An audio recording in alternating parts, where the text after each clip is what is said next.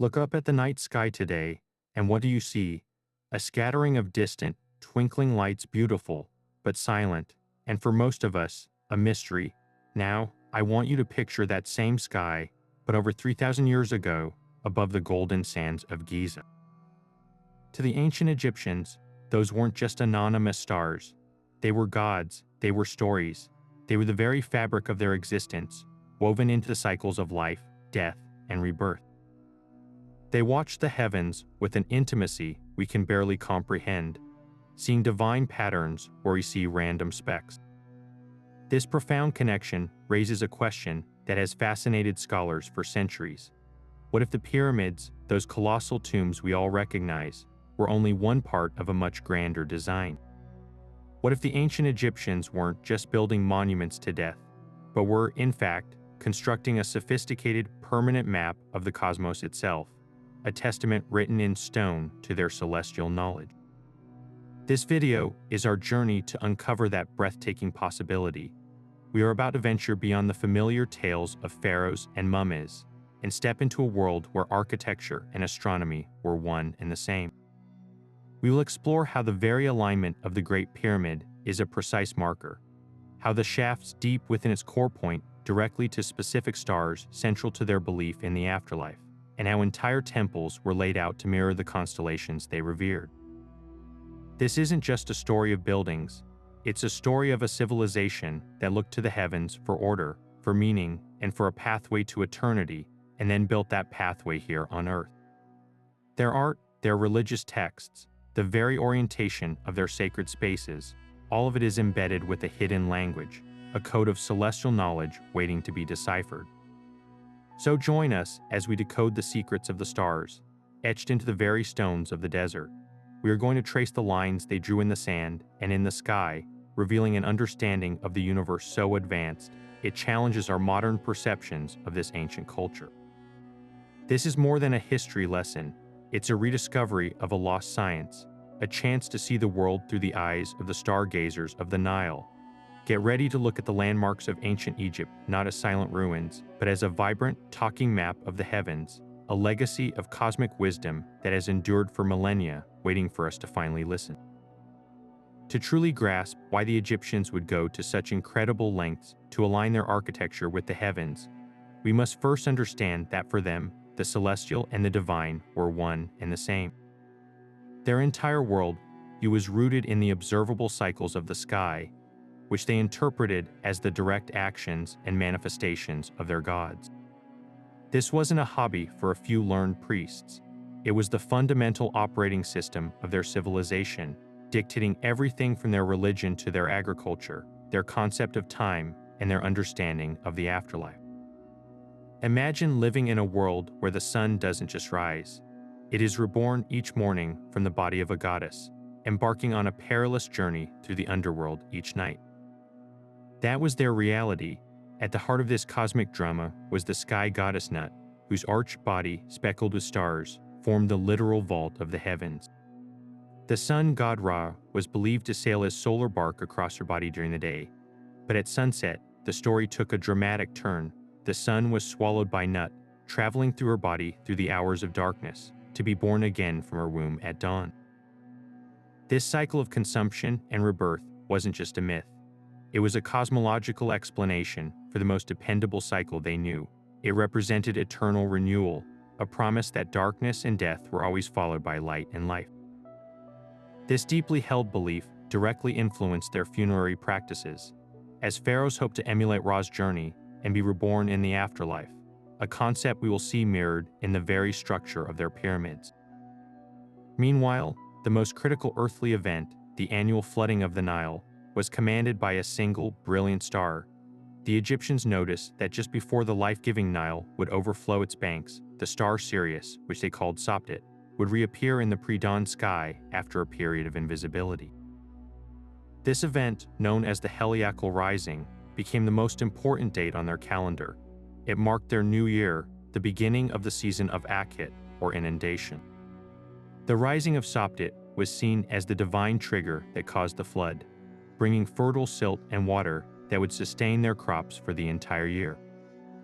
So precise was this correlation that their calendar was effectively a stellar one. The heavens literally governed their food supply, their economy, and their very survival. This created a society that was inherently attuned to the rhythms of the cosmos, where watching the stars was as crucial as watching the river. It forged an unbreakable link between the celestial and the terrestrial, making the sky not a distant mystery, but the ultimate source of order, life, and divine will.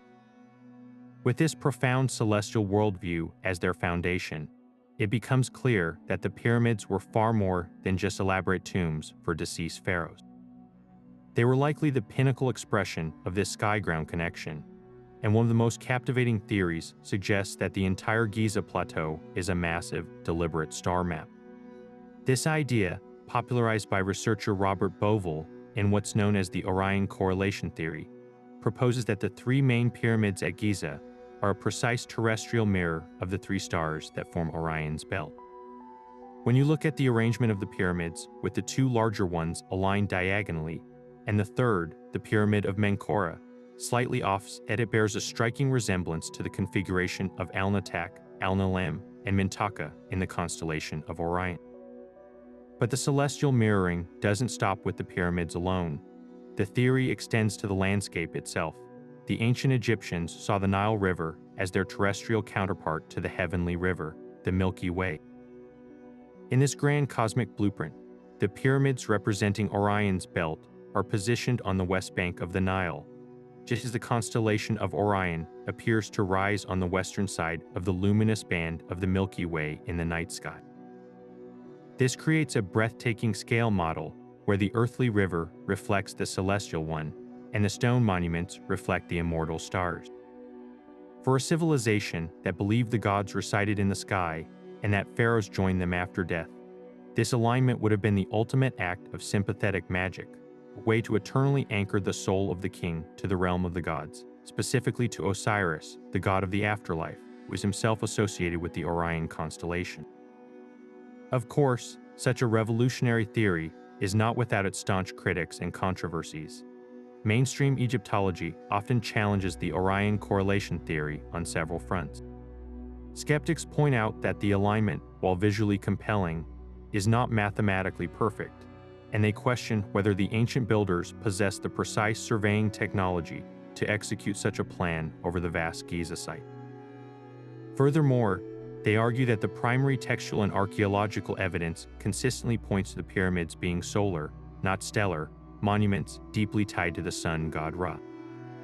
The counter-argument is that this correlation might be a coincidence, a pattern we modern observers are imposing on the past because we find it meaningful. Yet, the theory persists and continues to evolve because it addresses a deep-seated need to understand the why behind the incredible effort. Building these pyramids required an almost unimaginable mobilization of labor and resources. If their purpose was solely to house a body and some treasures, the sheer scale seems excessive. But if they were also a gateway to the cosmos, a machine designed to ensure the eternal rebirth of both the king and the cosmic order itself, the immense investment begins to make a different kind of sense. This doesn't necessarily mean the traditional tomb function is wrong. Rather, it suggests the pyramids were multifunctional, at once a tomb, a temple, and a permanent astronomical marker. This central mystery forces us to continually reevaluate the capabilities and the spiritual depth of the ancient Egyptians, pushing us to see their greatest monuments not as isolated graves, but as integrated components of a living, breathing cosmological landscape. This sophisticated system of timekeeping brings us to one of the most ingenious and practical applications of their celestial knowledge, the star clocks of the pharaohs. While the grand alignment of the pyramids speaks to a cosmic, eternal purpose, the decanal clocks reveal a civilization deeply concerned with the precise, orderly measurement of time itself. The Egyptians didn't just watch the stars for spiritual guidance.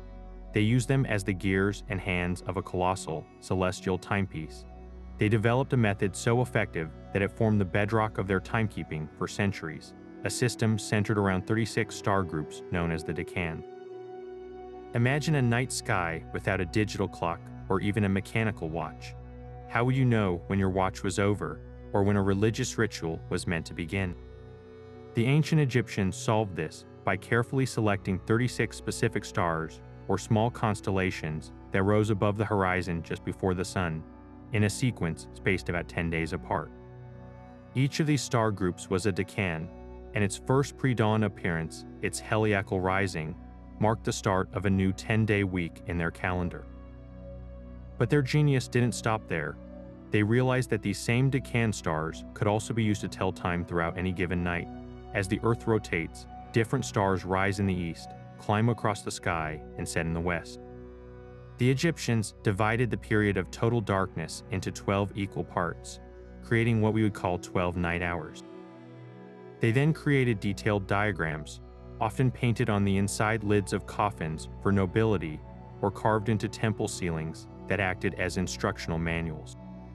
These star clocks depicted a sitting human figure, centered in a grid, with specific decans listed for each of the 12 hours of the night for every fortnight of the year. Let's bring this to life with a specific example. Picture a priest on a clear, cool night in the middle of the Egyptian winter. He consults his star clock chart for that particular 10-day period. The chart instructs him that during the first hour of true darkness, he should be able to see the decan we know as Sirius, the dog star, rising just over the eastern horizon. He looks east, confirms the bright star has appeared, and marks the first hour. As the night progresses, he doesn't count minutes, he watches the procession of the decans. By the fourth hour, the chart tells him that Sirius should now be high in the sky, and a different decan, perhaps one we identify as part of the constellation Orion, should be making its first appearance on the horizon. He looks, confirms the new star has risen, and knows the fourth hour has passed. This entire system was based on a principle called melot, which essentially means the witnessing of a star. Each hour was marked by the rising, or the culmination, the highest point of a specific decan star. It was a dynamic, observational science, requiring deep familiarity with the sky, but it provided a remarkably reliable way to partition the night. This intricate method was far more than just an academic exercise. It was the beating heart of temple ritual. Many religious ceremonies had to be performed at exact times during the night, and the decan clocks provided the schedule. The priests, who were the astronomers of their day, used these star maps to ensure that offerings were made and hymns were sung at the precise moment the gods decreed. Furthermore, this system profoundly influenced their understanding of the afterlife. The coffin lid texts weren't just timekeeping aids for the living, they were guides for the deceased. The belief was that the soul of the departed would need to navigate the 12 hours of the night, just as the sun god Ra did, and these star maps provided a celestial roadmap for that perilous journey. So, from organizing the daily duties of a temple priest to guiding a soul through the underworld, the decanal clocks show us a civilization that saw the passage of time and the movement of the stars as one and the same, a perfect, divine machinery that they had learned to read and integrate into every facet of their world. If the pyramids represent a grand, permanent map of the stars, then the Sun Temple of Abu Simbel stands as perhaps the most dramatic and deliberate fusion of solar worship and architectural genius in all of ancient Egypt. Carved directly into the living rock of a mountainside in Nubia by command of the great pharaoh Ramses II, this temple was not merely a building, it was a monumental statement of power, devotion, and a profound understanding of the sun's cycles. Its entire design was an act of celestial theater, engineered with such precision that it performs a breathtaking solar miracle not once, but twice every year, a spectacle that has continued to awe observers for over 3,000 years. The heart of this miracle lies deep within the temple's mountain core. The layout is a series of successively smaller halls leading to a sacred, windowless inner sanctuary. Here, seated in the eternal gloom, are 4 statues: the deified pharaoh Ramses himself, flanked by the supreme sun god Ra-Horekti, the patron god of Thebes, Amun-Ra, and the god of the underworld and darkness, Ta. For most of the year, this chamber remains shrouded in shadow, its silent gods invisible in the dark. But on 2 specific mornings, around February 22nd and October 22nd, an extraordinary event unfolds. As the sun crests the horizon, its rays travel down the entire length of the temple's main axis, a corridor over 200 feet long. A narrow beam of light pierces the darkness, moving like a laser across the stone floor. It then strikes the back wall of the sanctuary, brilliantly illuminating 3 of the 4 statues. Ramses, Ra-Horekti, and Amun-Ra are flooded with light, seemingly brought to life by the sun's power, while the statue of Ptah, the god associated with darkness and the underworld, remains intentionally and symbolically untouched by the light. The significance of this event is multilayered and deeply symbolic. The choice of which gods to illuminate was no accident. By bathing his own image in the same divine light as the 2 primary sun gods, Ramses was making an undeniable claim to his own divinity, portraying himself as an equal participant in the cosmic order. Meanwhile, leaving Ptah in shadow perfectly encapsulated the Egyptian understanding of balance. Darkness was not evil, but a necessary, complementary force to light, and Ptah's domain was respected even in this moment of solar triumph. But why these specific dates? While no surviving inscription explicitly states the reason, the prevailing theory among Egyptologists is that these dates were intimately connected to the king's own life. October 22nd is widely believed to have been the anniversary of Ramses' coronation, his ascension to the throne, and his transformation into the living god king of Egypt. February 22nd, then, is thought to mark his birthday, the moment of his physical entry into the world. On these 2 days, the most important in his personal royal cycle, the sun itself was commanded by his temple to perform a ritual of renewal, reaffirming his divine right to rule and his eternal connection to the power of creation. The engineering prowess required to achieve this alignment cannot be overstated. This was not a simple hole in a wall. It was a feat of advanced astronomical calculation and meticulous stone cutting. The ancient architects had to account for the precise angle of the sun on those 2 specific days, the exact altitude of the horizon, and the long, perfectly straight axis of the temple, all while carving deeper and deeper into a solid rock cliff. A miscalculation of even a single degree would have meant the sunbeam would miss its target entirely, leaving the gods in darkness on the very days they were meant to shine. This precision demonstrates a long-term, accumulated knowledge of the solar cycle that was likely passed down through generations of priest astronomers. The modern-day rescue of the temple adds another layer of wonder to its story. In the 1960s, the entire complex was painstakingly cut into massive blocks and moved to higher ground to save it from the rising waters of Lake Nasser, created by the Aswan High Dam. Critically, the international team of engineers went to extraordinary lengths to preserve the original orientation, ensuring that this ancient solar clock would continue to keep its appointed time, a testament to its enduring power to inspire awe across the millennia. While the grand alignments of Giza and the solar theatrics of Abu Simbel show us how the Egyptians integrated the cosmos into their architecture, they also left behind a far more explicit and detailed celestial map, one that offers a stunning snapshot of the ancient sky. To see it, we need to step inside the Temple of Hathor at Dendera, where a massive sandstone slab, now housed in the Louvre Museum, tells a complex story of cultural fusion and astronomical observation. This is the Dendera zodiac, and it is unlike any other artifact from ancient Egypt. Carved in exquisite bas-relief, it isn't a simple list of constellations. It's a circular, symbolic chart of the heavens, a beautiful and mysterious synthesis of Egyptian tradition and the Greco-Roman zodiac that was sweeping the ancient world at the time. As you examine this intricate carving, you see a fascinating blend of 2 worlds. The familiar figures of the Greek zodiac are all present: a powerful Taurus the bull, a majestic Leo the lion, and a graceful Libra the scales. But they are not alone. Interwoven among them are the distinctly Egyptian decanal stars and constellations, the very same star groups used for their timekeeping rituals for millennia. Here, we see the hippopotamus goddess Taweret, a celestial figure representing the northern sky, standing near the familiar Big Dipper, which the Egyptians saw as the leg of a bull. A cow, representing the goddess Hathor, is shown resting in a celestial boat, sailing across the starry void. This merging of systems tells a story of a civilization that was not static. It was absorbing, adapting, and incorporating new ideas while still holding fast to its own deep-rooted astronomical tradition. The Dendera zodiac is a testament to this intellectual exchange, a document written in stone that captures a specific moment in history when the star lore of the Nile met the cosmic visions of the Mediterranean. This remarkable object sits at the center of a vigorous scholarly debate, primarily concerning its true age and profound purpose. When it was first discovered by Napoleon's expedition in the late 1700s, some early European scholars, astounded by its sophistication, wildly speculated that it was thousands of years older than it actually is, perhaps even a map from a lost, advanced civilization.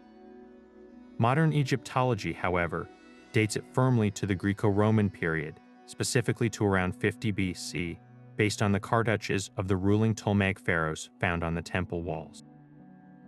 But the debate over its purpose is far more nuanced and intriguing.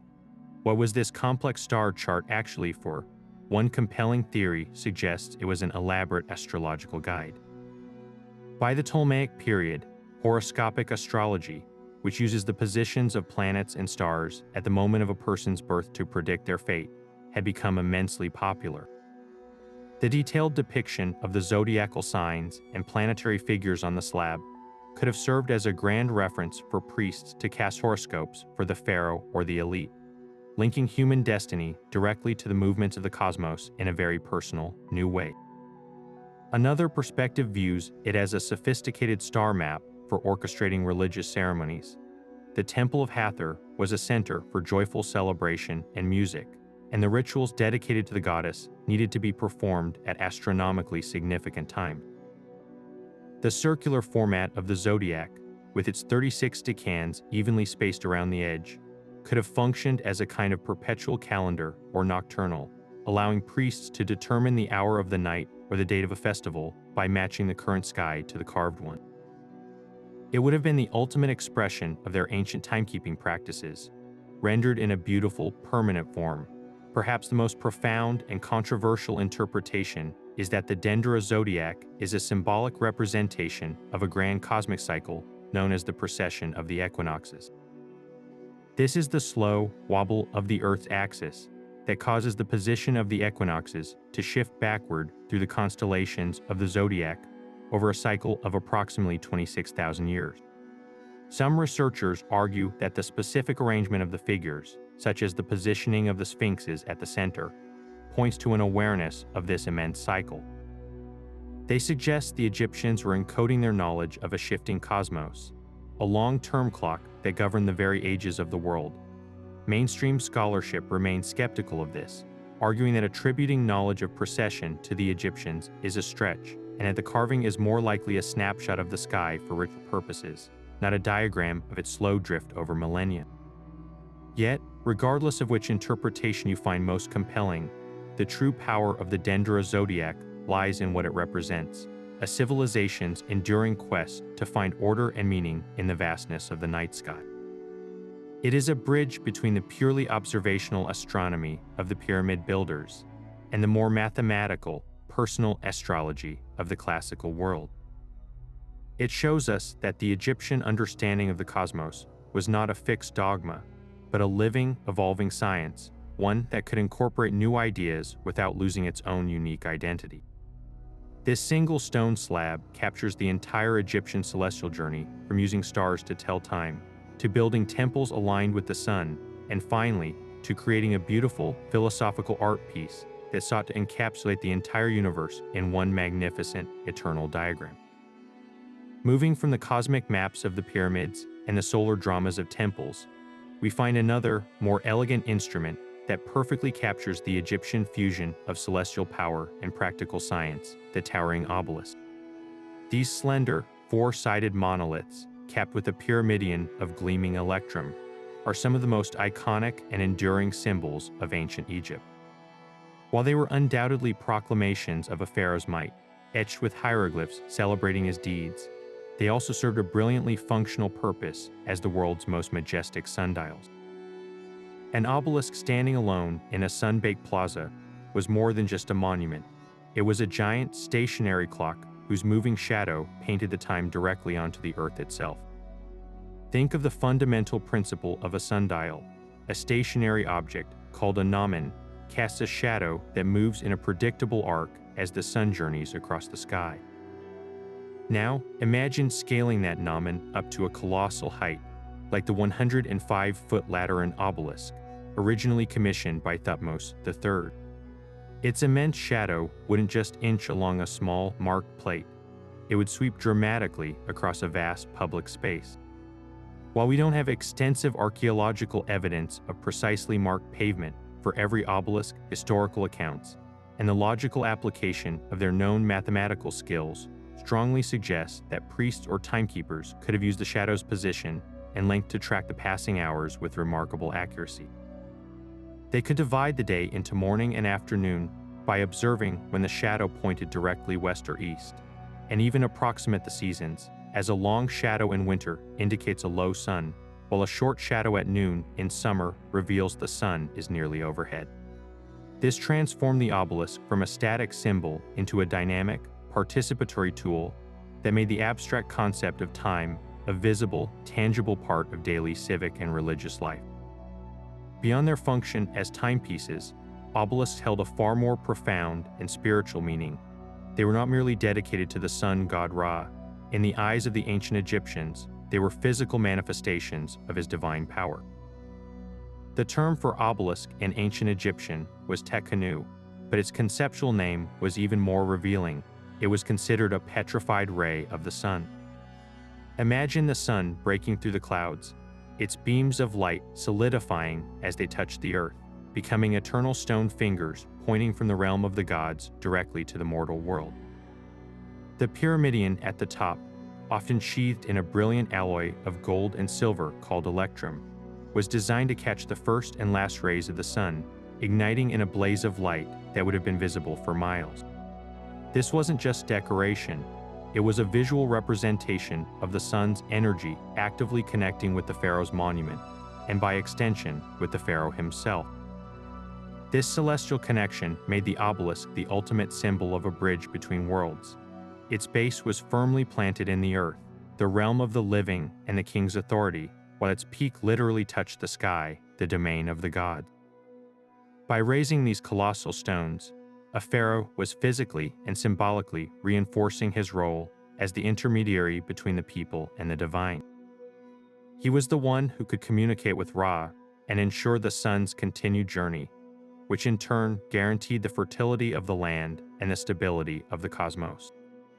The obelisk was thus a machine of sympathetic magic on a grand scale, a permanent, indestructible conduit for solar power that affirmed the pharaoh's divine right to rule and his responsibility to maintain the sacred order of the universe, an order that was written as much in the movement of the sun as it was in the stone of the monuments themselves. Now, let's journey from the grand external alignments of the Giza plateau into the very heart of the Great Pyramid itself, where the ancient Egyptians embedded their celestial knowledge into the most intimate and sacred space, the burial chamber of the pharaoh. Within the massive, multi-chambered interior lie four narrow, mysterious shafts, often mistakenly called air shafts by early archaeologists. The truth, as we now understand, is far more profound. These weren't for ventilation, they were sophisticated astronomical sightlines, meticulously engineered to act as celestial conduits for the soul of the king. Two originate from the king's chamber, and two from the queen's chamber below it, and each pair was precisely angled to target a specific, critically important star in the ancient sky. The northern shaft from the king's chamber was directed straight toward the circumpolar stars, the stars that, from the latitude of Giza, never set below the horizon. They were known as the imperishable ones, and for the Egyptians, they represented the realm of eternal, unchanging existence. Specifically, this shaft was aligned with Thuban in the constellation of Draco, which around 2500 BC was the pole star, the still center around which the entire night sky appeared to revolve. At the same time, the southern shaft from the king's chamber was aimed directly at the belt of the constellation Orion, which they associated with Osiris, the god of death, resurrection, and the afterlife. This created a powerful, dual-path destiny for the pharaoh's spirit. His soul could either ascend to join the undying, eternal stars of the north, or voyage south to unite with Osiris in the cyclical, regenerative realm of Orion. The shafts from the Queen's Chamber mirror this celestial dualism, but with a fascinating twist.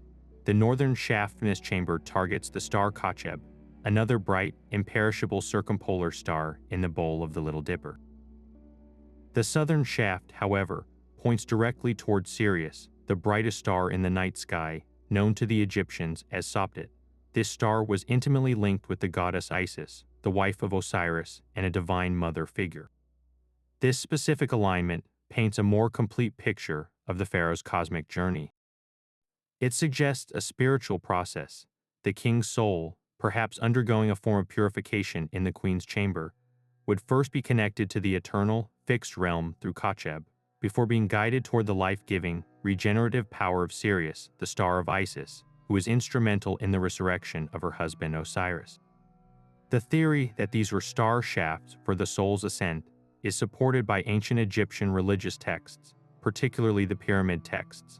These spells, carved onto the walls of the inner chambers of later pyramids, are filled with references to the king ascending to the heavens.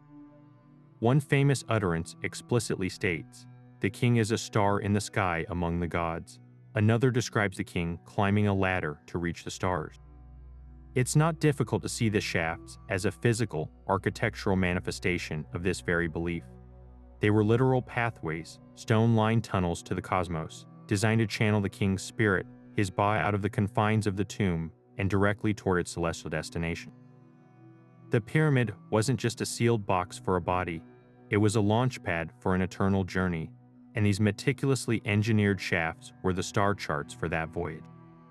Of course, this interpretation is not without its challenges. Some researchers point out that the shafts from the Queen's Chamber were originally blocked and sealed, discovered only when the pyramid was first explored, which raises questions about their functional use. Could they have been purely symbolic, their power lying in their intended alignment rather than their physical openness?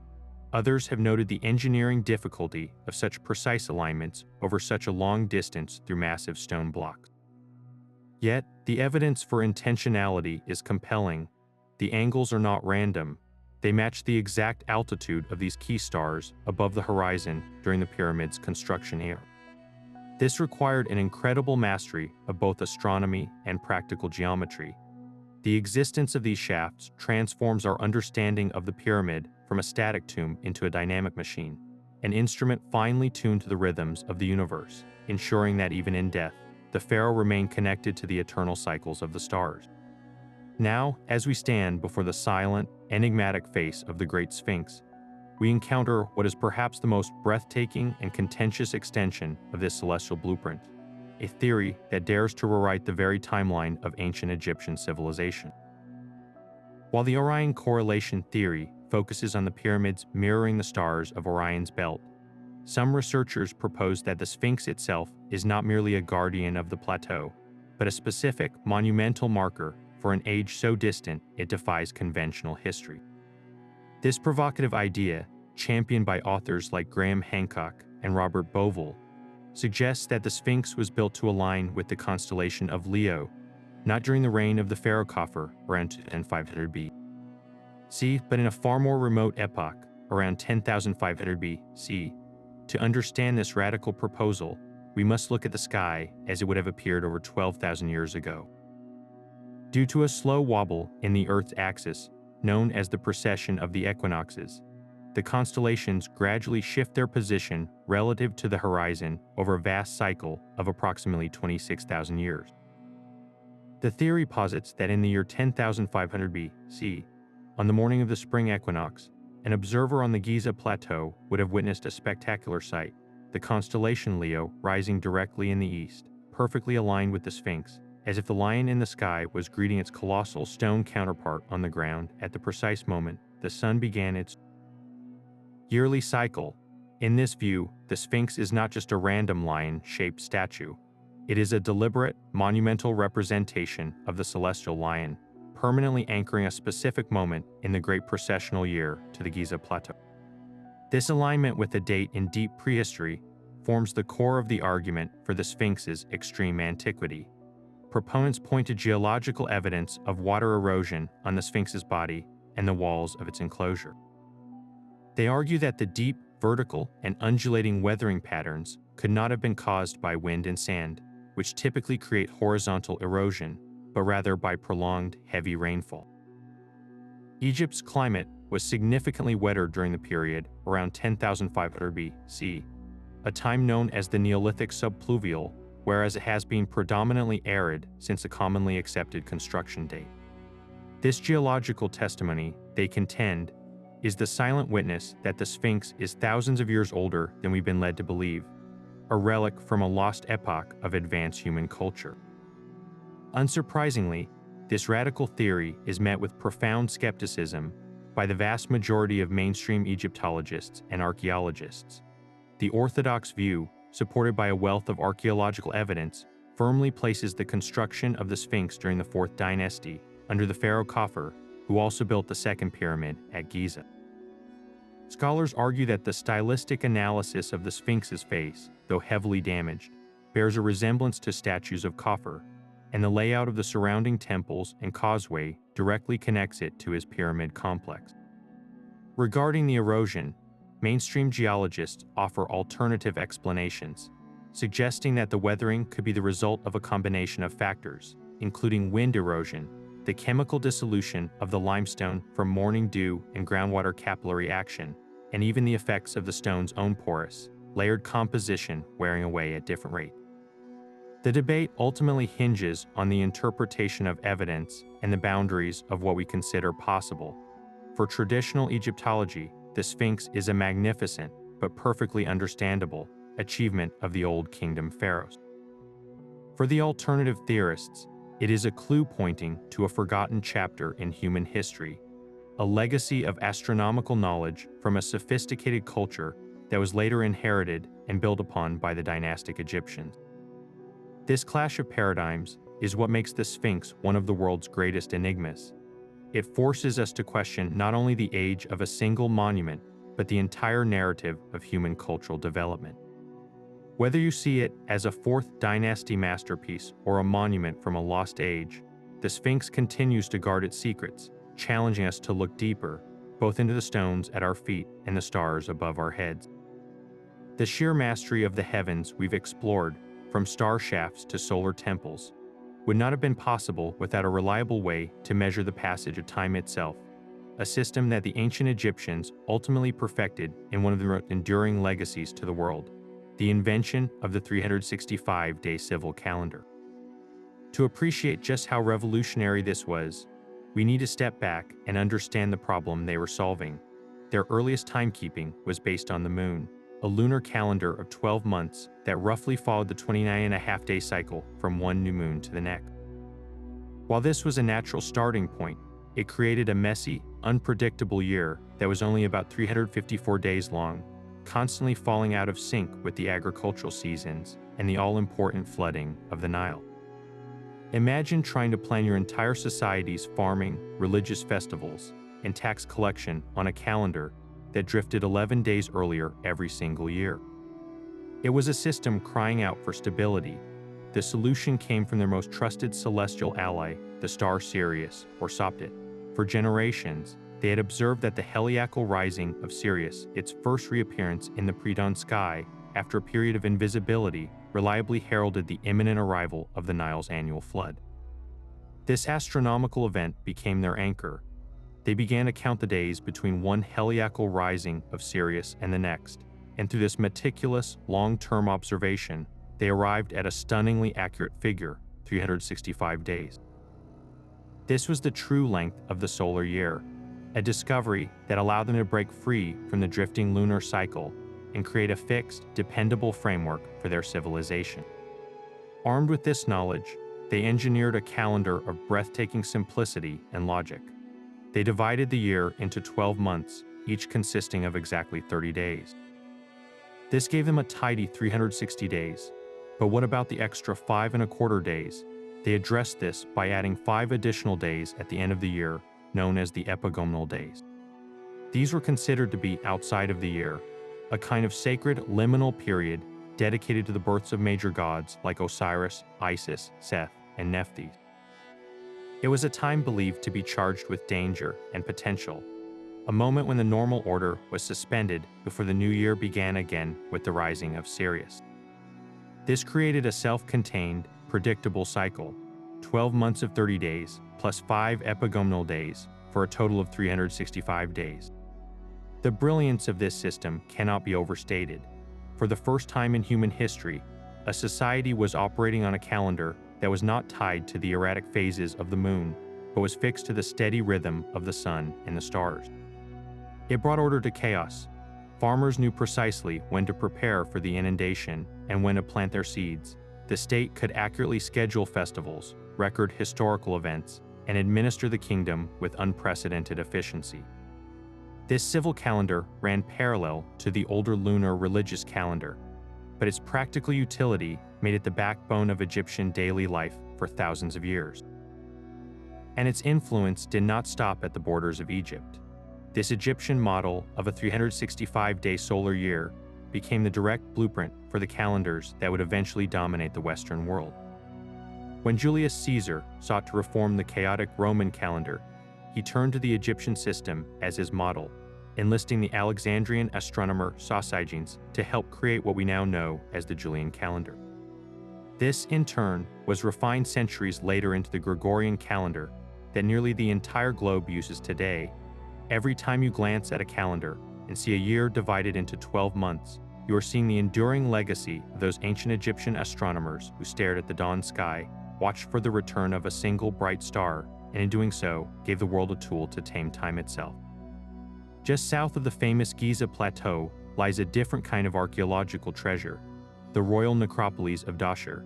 Here, standing in the stark desert landscape, are 2 pyramids that tell a dramatic story of architectural ambition and celestial aspiration. These are the pyramids of Pharaoh Sneferu, the founder of the 4th dynasty and the father of Khufu, who would later build the Great Pyramid. But Sneferu's legacy is one of breathtaking innovation, a visible stone and mortar record of a trial and error process that may have been driven as much by the stars overhead as by the engineering challenges on the ground. The most striking of these is the bent pyramid, a structure that seems to change its mind halfway to the sky, and its story provides a fascinating glimpse into the quest to build the perfect celestial ladder. The bent pyramid's unique shape is impossible to miss. It begins its ascent from the desert floor at a steep angle of about 54 degrees, but then, roughly halfway up, the angle abruptly shifts to a much shallower 43 degrees, giving the pyramid its distinctive bent appearance. For a long time, Egyptologists assumed this was purely an engineering correction. The prevailing theory was that the builders, realizing the initial angle was too steep and was causing instability and cracking in the inner chambers, made a pragmatic decision to reduce the slope to prevent the entire structure from collapsing under its own weight. This is a perfectly logical explanation, and there's clear evidence of structural stress within the pyramid that supports it. However, when we view Sneferu's work through the lens of a culture obsessed with celestial connectivity, another, more symbolic possibility emerges. What if the change in angle was not just a structural fix, but an astronomical recalibration? The sky above Egypt was not just a backdrop, it was a divine blueprint. The steep initial angle of 54 degrees is remarkably close to the altitude at which certain key circumpolar stars, the imperishable ones, would have been seen from Dashur. These were the stars that never set, the realm of eternal existence. Perhaps Sneferu's initial vision was to create a pyramid whose sides would directly mirror the descent of these immortal stars toward the horizon, a ramp aiming straight for the most eternal part of the heavens. But then, perhaps through further observation or a shift in theological emphasis, the focus moved. The final, gentler slope of 43 degrees closely matches the altitude of the sun at its zenith during the summer solstice at that latitude.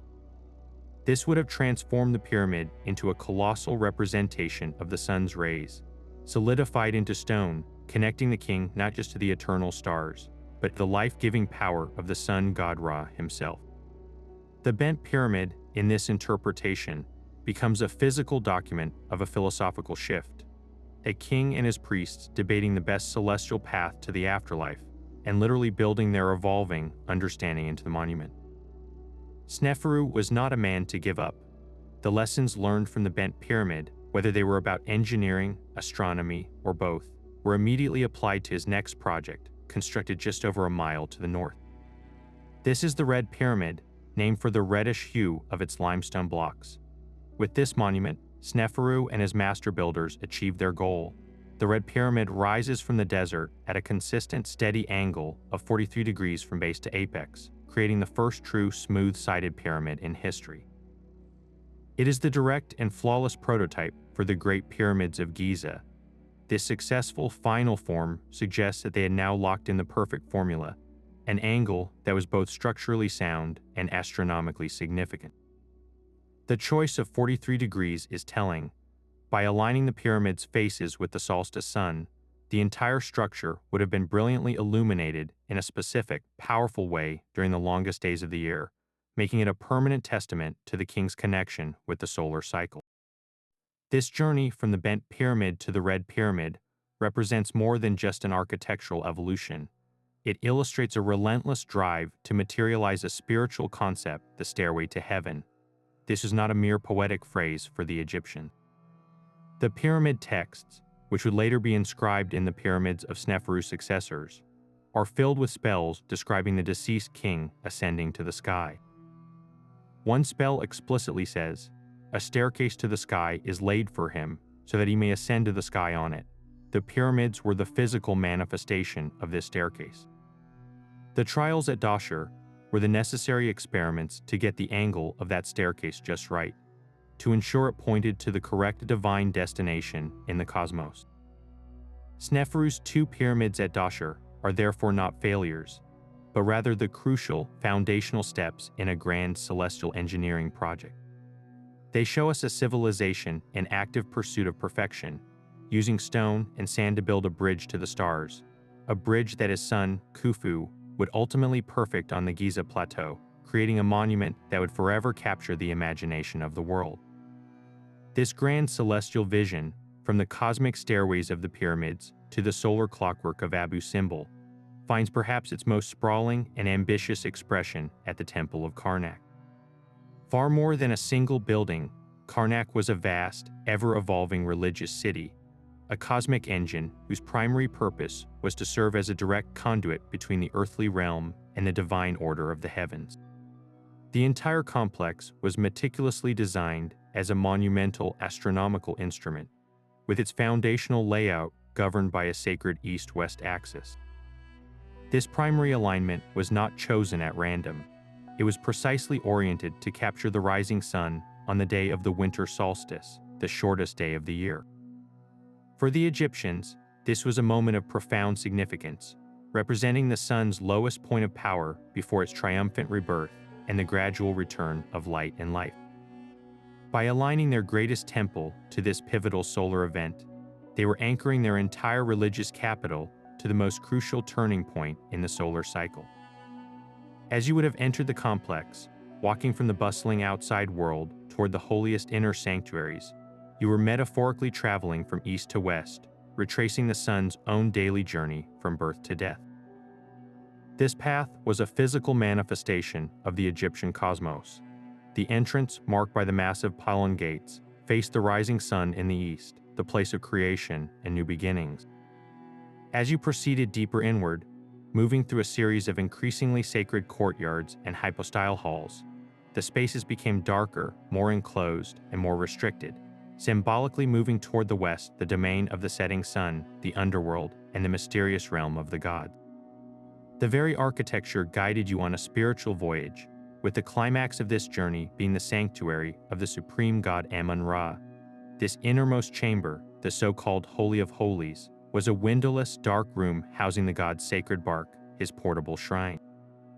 It was here, in the deepest, most western part of the complex, that the divine and mortal worlds were believed to intersect most powerfully. One of the most dramatic demonstrations of this celestial engineering is found in a specific alignment within the temple's vast hypostyle hall, a forest of 134 colossal columns. On the mornings around the winter solstice, as the sun crested the horizon, its rays would stream through the main eastern gateway. A narrow beam of light would travel down the central aisle between the largest columns and penetrate deep into the temple's interior. Egyptologists and astronomers have studied how this light would have been designed to illuminate specific religious scenes carved on the inner walls, or even to fall directly upon the statue of Amun-Ra himself during his most important festivals. This was not passive sunlight, it was a choreographed performance of divine interaction. The sun god was quite literally entering his own house, his light activating the carved prayers and rituals, bringing the stone walls to life, and validating the ceremonies being performed by the priest. It was a public, annual miracle that visually reinforced the pharaoh's role as the sole intermediary who could command such a phenomenon. This sophisticated interplay of light and stone served a crucial political and theological purpose, the perpetual reinforcement of the pharaoh's divine authority. Every time the sun's light perfectly aligned to illuminate a specific Kardach, or a statue of the king making an offering to Amun-Ra, it was a powerful, undeniable message to the priests and the elite who witnessed it. The cosmos itself was endorsing the pharaoh's rule. He was not just a man, he was the son of Ra, the one who maintained the cosmic order, or Mat, and the temple was the machine that proved it. The sheer scale of Karnak, built and enlarged by successive pharaohs over 2,000 years, speaks to this enduring need.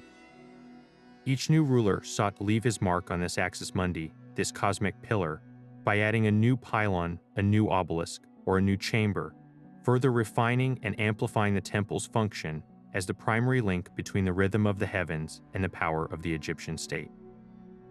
In the end, Karnak was more than a collection of beautiful buildings. It was a living, breathing universe in miniature, a stone and sand cosmos designed to ensure the sun would always rise, the Nile would always flood, and the pharaoh, the beloved son of the gods, would forever keep the stars in their appointed courses. Yet, for all their grand stone calendars and towering solar monuments, the ancient Egyptians also developed a far more personal and portable guide to the celestial journey, a collection of spells and illustrations known today as the Book of the Dead. Far from being a single, bound volume, this was a customized compilation of magical texts, written on papyrus scrolls and placed in the tomb alongside the mummy. Its purpose was breathtakingly specific, to serve as a divine roadmap for the soul of the deceased, guiding them safely through the treacherous, star-filled landscape of the afterlife. This underworld, known as the Duat, was not a dark, subterranean pit as we might imagine it. For the Egyptians, the Duat was a vibrant, celestial realm, the parallel universe through which the sun god Ra traveled each night, and through which every human soul had to navigate after death. The Book of the Dead was their essential travel guide for this cosmic voyage, packed with the necessary passwords, protective charms, and most importantly, a detailed map of the heavens they would encounter. At the heart of this celestial navigation was the soul's quest to join the eternal cycles of the cosmos. The ultimate goal for the deceased, often a noble or a pharaoh, was twofold. First, they sought to become one of the imperishable stars, the circumpolar stars that never dip below the horizon. These stars, swirling around the northern celestial pole, represented the ultimate state of unchanging, eternal existence, a peaceful afterlife of perfect order. But there was another, equally powerful destiny: to unite with the god Osiris, the lord of the underworld and the judge of the dead. And this is where the astronomical coding of the Book of the Dead becomes brilliantly clear. Osiris was not an abstract deity residing in some vague spiritual plane. He was explicitly and repeatedly associated with the most prominent constellation in the winter sky, Orion. The texts describe the deceased declaring, "I am a soul. I enter into the presence of Osiris Orion." This direct correlation meant that to join Osiris was to take one's place among the stars of Orion, to become a permanent, shining light in the celestial body of the god himself. To understand how this stellar journey unfolded, we can look at a specific spell, like the 149th chapter of the Book of the Dead. This section often includes a detailed, illustrated map of the Duat, divided into 12 regions corresponding to the 12 hours of the night. Each hour gate is guarded by a fearsome demon, and the deceased must recite the exact name of that demon to pass safely. But these are not just random monsters, they are personifications of celestial obstacles. As the soul progresses, it encounters divine barks or boats sailing through this starry realm. These are the same solar barks that carry the sun god Ra and his entourage of lesser gods. The soul's objective is to successfully merge with this divine procession, to literally climb aboard the celestial boat and sail with the gods through the night, thereby ensuring their own rebirth at dawn, just as Ra is reborn each morning. The final and most critical test in this astral journey was the weighing of the heart ceremony, a moment immortalized in countless papyrus scrolls. Here, the heart of the deceased, which was believed to contain all of their deeds and character, was placed on a scale and balanced against the feather of Mat, the goddess of truth and cosmic order. But this profound moral judgment was also set within a specific celestial context. The scales used in this ceremony were not an ordinary instrument, they were the scales of the constellation Libra. The Egyptians saw this constellation as a direct representation of the divine balance used to judge the souls of the dead. Furthermore, the ibis-headed god Thoth, who stands by recording the result, was himself associated with the nearby planet Mercury. This entire scene, therefore, was not just a spiritual allegory, but a literal snapshot of a specific region of the night sky, a cosmic courtroom where the fate of the soul was determined by its alignment with the balance of the universe itself. For the average Egyptian, owning a copy of the Book of the Dead was the ultimate insurance policy for eternity. While the pharaohs had their star shafts in the pyramids to blast their souls directly toward Orion, commoners relied on these illustrated papyri to provide the same celestial knowledge. The spells gave them the words to introduce themselves to the star gods, to identify the constellations like the Great Bear or Big Dipper, which they saw as the leg of a bull, and to safely pass by the celestial crocodiles and serpents that threaten the solar bark. It democratized the journey to the stars, offering everyone with the means to commission a scroll a chance to achieve the same cosmic immortality as a king. The Book of the Dead, therefore, completes our picture of Egyptian astronomy. It shows that their celestial understanding was not confined to priests and monument builders. It was woven into the very fabric of their hopes for the afterlife, providing every soul with a personalized, star-charted map to navigate the heavens and find their eternal place among the imperishable lights of the night sky. While the grand monuments stand as a testament to their celestial vision, the day-to-day work of reading the sky fell to a dedicated class of scholar priests known as the Hour Watchers. These men were the operational astronomers of ancient Egypt, the human link between the architectural blueprints and the living, breathing cosmos. Their title itself reveals their core duty. They were responsible for dividing the night into its precise temporal segments, vigilantly observing the stars to mark the passage of time. This was not a passive hobby, it was a sacred science, a rigorous discipline essential for maintaining the divine balance of the universe, known as Mat. The entire ritual schedule of the temple, and by extension the health of the nation, depended on their meticulous observations. To accomplish their task, the Hour Watchers employed elegant, yet remarkably effective, instrument. One of their primary tools was the Merkit, a simple but brilliant device that functioned as the ancient equivalent of a transit telescope. A Merkit consisted of a horizontal bar made of wood or stone with a narrow slit cut into it, attached to a plumb line for perfect vertical alignment. The priest astronomer would use a pair of these instruments, each operated by a different person. One priest, acting as the back sight, would align his Merkit on a fixed reference point, often the pole star or a specific circumpolar star. The other, the front sight, would aim his instrument at a target star whose transit they wished to measure. By observing when the target star crossed the meridian, the imaginary north-south line in the sky, they could determine the exact time of night with impressive accuracy. They also used more basic tools like notched palm ribs to measure the angular height of stars above the horizon, creating a primitive but functional cross staff. There is also compelling evidence for the use of clepsydras, or water clocks, indoors or on cloudy nights. These were stone vessels with a small hole at the bottom and marked interior walls. As water drained out at a constant rate, the descending water level indicated the passing hours against the internal scales. This combination of tools, star clocks for clear nights and water clocks for adverse conditions, ensured the sacred timetable was maintained without interruption. Their precise timekeeping was the engine that drove the entire religious machinery of the state. Imagine the scene within a vast temple like Karnak on the night of an important festival. The high priest, preparing to enter the innermost sanctuary to make an offering to Amun-Ra, is entirely dependent on the signal from the hour watchers stationed on the temple roof. The ritual must begin not at a vaguely appointed time, but at the precise moment a specific decan star culminates or reaches its highest point in the sky.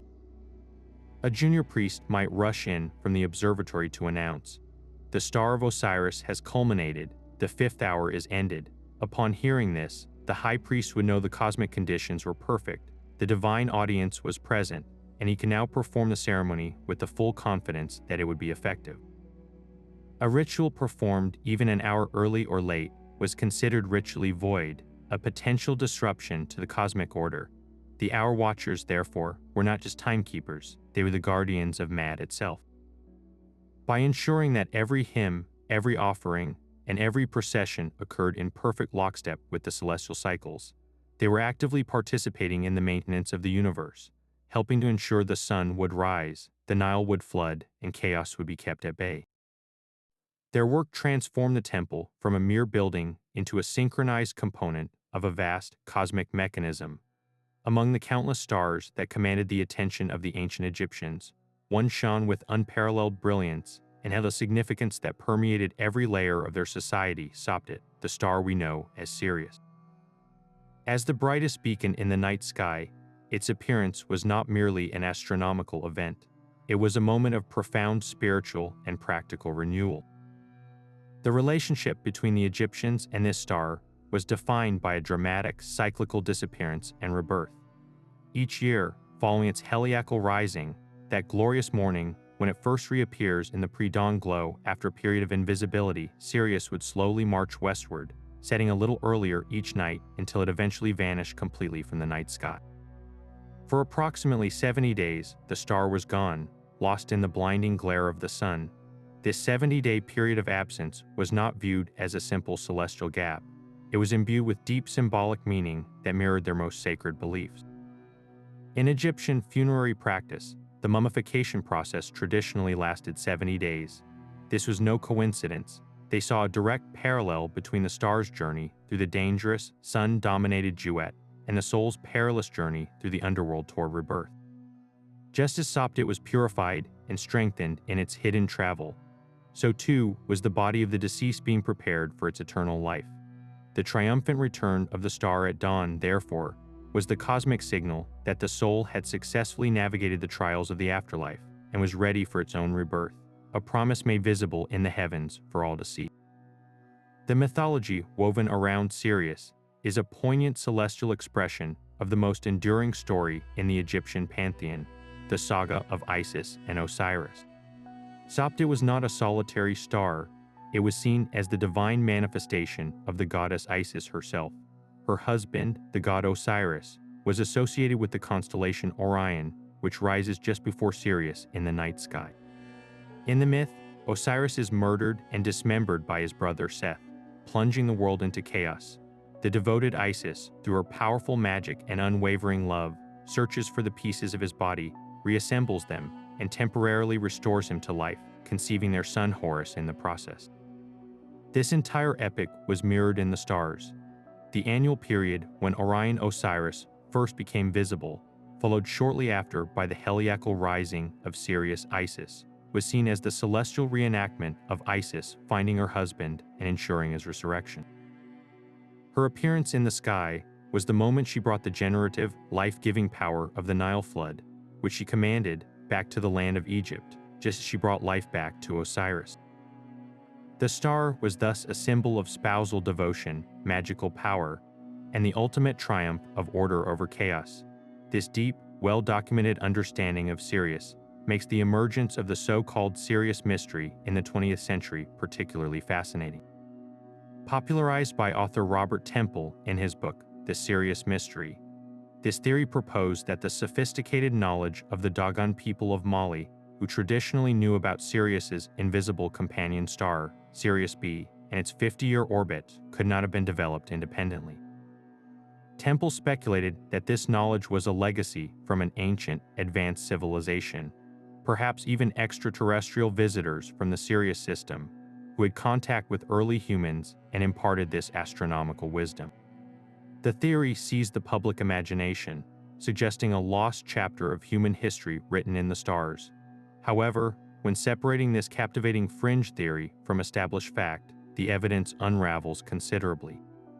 Mainstream anthropologists and astronomers have thoroughly debunked the core premise. Firstly, there is no credible evidence within the extensive corpus of Egyptian texts or art that indicates they knew Sirius was a binary star system. Their veneration of Sopdet was rooted in its visual brilliance and its perfect correlation with the Nile's flood, not in knowledge of an invisible dwarf star.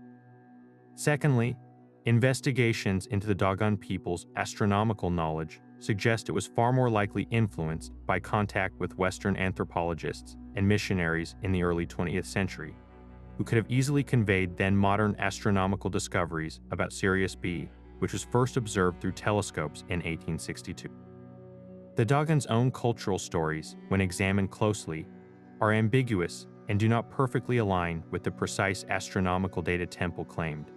The true mystery and wonder of Sirius, therefore, lies not in speculative ancient astronauts, but in the very real and breathtaking astronomical literacy of the ancient Egyptians themselves. Their ability to observe, record, and weave the 70-day cycle of a star into the very fabric of their religion, their calendar, and their understanding of life and death is a monumental human achievement. They didn't need extraterrestrial help to create a civilization synchronized with the cosmos. They accomplished it through generations of patient observation, building a world where the divine was intimately present in the predictable yet awe-inspiring rhythm of the heavens. The real serious mystery is how a culture without telescopes or modern science achieved such a profound and functional harmony with the universe, a harmony that sustained one of history's greatest civilizations for 3,000 years. Now we arrive at one of the most profound and debated questions in all of Egyptology. Did the ancient builders possess knowledge of an astronomical cycle so vast and slow that it's almost imperceptible across dozens of human generations? This is the mystery of the precession of the equinoxes, a grand wobble in Earth's rotational axis that completes a full cycle every 26,000 years. Imagine a spinning top that slowly traces a circle as it rotates. Our planet does the same. This gradual shift causes the position of the equinoxes to slide backward through the constellations of the zodiac, and it also changes which star holds the coveted title of the North Star over millennia. For a civilization that built monuments to last for eternity, the idea that they might have understood this immense cosmic clock is both staggering and transformative. The most direct and compelling piece of evidence lies in their choice of pole star. Today, we navigate by Polaris, the North Star, but around the time the Great Pyramid was being constructed, the star that lay closest to the true celestial north was a different light entirely, Thuban, in the constellation of Draco. We know with absolute certainty that the ancient Egyptians were acutely aware of Thuban's special status. As we've seen, the northern shaft from the king's chamber in the Great Pyramid was precisely aligned to target this star. This was not a casual observation. It was a deliberate, engineered act to connect the pharaoh's soul to the still, unchanging center of the heavens. The critical point is that the Egyptians were building for a time frame that stretched far beyond a single lifetime. They knew their monuments would stand for thousands of years, and in doing so, they created a permanent record of the sky as it was in their epoch. By encoding the position of Thuban into the very fabric of the pyramid, they left behind a celestial timestamp, a fixed point that allows us to measure the slow drift of the axis over the ages. They may not have called it precession in the way we do, but their meticulous recording of which star was imperishable at that moment demonstrates they were tracking the slow dance of the northern sky. This raises the tantalizing possibility that long-term temple alignments were also affected by this understanding. Consider a temple built to face the rising sun on the equinox. If the architects were only concerned with the sun's position in their own time, the alignment would be perfect for that era. However, precession slowly changes the sun's background of stars at the equinox over centuries. If a temple remains in use for 1,000 years, its priests might notice a very slight, but cumulative, drift in the exact point of sunrise on that sacred day. Some researchers propose that the Egyptians, through centuries of meticulous record-keeping passed down through generations of priest astronomers, could have detected this minuscule annual shift.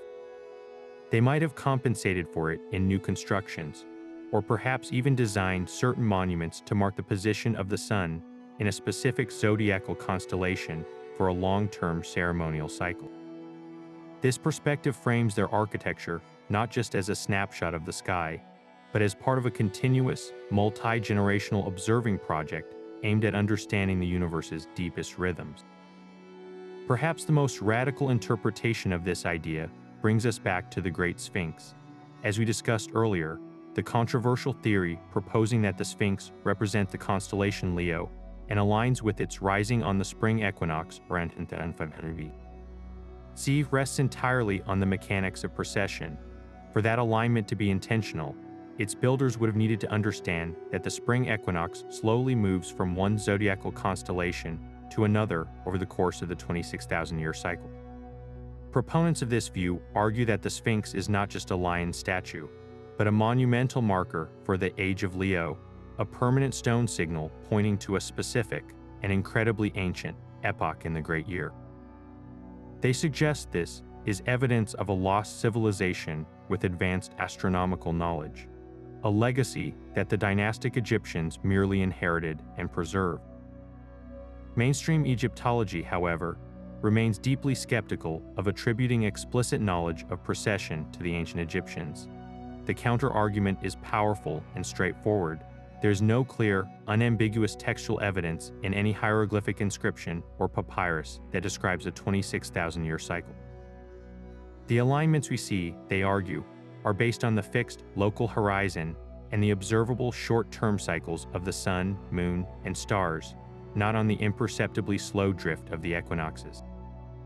The Sphinx's alignment with Leo in 10,500 BC, they maintain, is a coincidence made visible only through our modern understanding of precession, a pattern we are imposing on the past. From this orthodox viewpoint, the Egyptians were masters of cyclical time, the daily solar cycle, the annual Nile flood, the monthly lunar cycle, but the concept of linear, precessional time changing the fabric of the sky itself may have been beyond their cosmological framework. Yet, the absence of a written manual does not definitively mean the absence of the knowledge. Their science was practical and sacred, encoded in ritual and architecture, not in theoretical textbooks. The sheer duration of their civilization, which flourished for over 3,000 years, provided a living laboratory for observation. Generations of our watchers, diligently recording the risings and settings of stars on temple walls, would have accumulated a dataset spanning centuries. A particularly astute priestly class might have noticed that the sacred star Sirius was rising a fraction of a degree differently over the long term, or that the imperishable circumpolar stars were slowly changing their circuit around the pole. This accumulated observational wisdom could have been considered such a profound secret of the gods that it was never written down, but instead was embedded in the bedrock of their most enduring creations. Whether they understood the precise mechanics or simply observed the long-term effects, their monuments stand as a permanent challenge, inviting us to consider just how deeply they truly saw into the heart of the cosmic machine. This celestial journey of the sun god Ra was not a solitary voyage across the sky, but a perilous passage undertaken in a divine vessel, the solar bark. In the Egyptian imagination, the sun did not simply move, it was actively transported. By day, Ra sailed across the arched body of the sky goddess nut in the Manjet bark, the bark of millions of years, bringing light and warmth to the world. But as dusk fell, the journey took a terrifying turn. The sun was swallowed, and Ra transferred to the Mesektet bark to navigate the 12 treacherous hours of the night through the underworld, the Juet. This nocturnal voyage was a constant battle against the serpent of chaos, Apep, who sought to devour the sun and plunge the cosmos into eternal darkness. The successful rebirth of Ra at dawn was never guaranteed. It was a victory won each morning through the combined magic of the gods and the precise rituals performed on Earth. This cyclical drama of death and rebirth was the central heartbeat of Egyptian cosmology, and the pharaoh's role was to be an active participant in ensuring its continuance. It is within this profound theological framework that the discovery of real, physical boats buried at the foot of the Great Pyramid transforms from a curious archaeological find into a breathtaking statement of belief. In 1954, excavators uncovered two long, narrow pits on the south side of the pyramid, sealed under massive limestone blocks for over 4,500 years. When they carefully opened one, they found something miraculous. Hundreds of wooden planks, meticulously disassembled and arranged, which were painstakingly reassembled into a stunningly preserved cedarwood vessel measuring over 143 feet long. This was not a simple model or a symbolic offering. It was a fully functional, seaworthy craft, now known as the Khufu ship, named for the pharaoh entombed in the pyramid above. A second, still sealed boat pit lies nearby, its contents protected for a future generation to explore with even more advanced technology. The traditional interpretation that these boats were meant for the deceased pharaoh's practical use in the afterlife, perhaps to travel alongside Ra or to journey between the holy sites of Egypt, is certainly valid. Yet, when we view them through the lens of celestial symbolism, their purpose expands into something far more majestic. These buried boats were likely the pharaoh's own permanent solar barks. They were his guaranteed passage onto the divine circuit. Just as Ra required his bark to navigate the heavens and the underworld, so too did the soul of the king require a vessel to join that eternal procession. By being interred at the base of a pyramid, whose star shafts pointed directly to the cosmic destinations of Orion and the circumpolar stars, the boat completed the pharaoh's celestial transportation system. The pyramid provided the launch ramp and the celestial coordinates, and the boat provided the means of travel.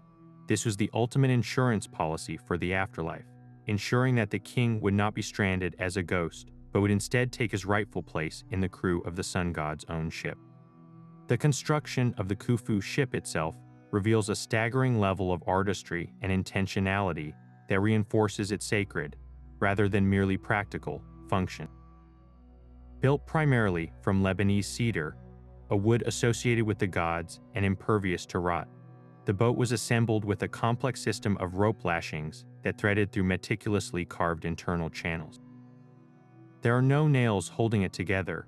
This rope-based construction is fascinatingly symbolic.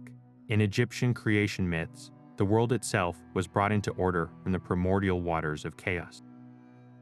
The intricate network of ropes that literally holds the ship together can be seen as a physical representation of the principles of cosmic order and harmony binding the vessel against the forces of chaos, just as the sun god's bark had to be protected from the serpent Apep. Furthermore, the boat was found fully equipped with 12 oars. While some were likely used for steering, the number 12 is profoundly significant, mirroring the 12 hours of the night that Ra's bark had to navigate.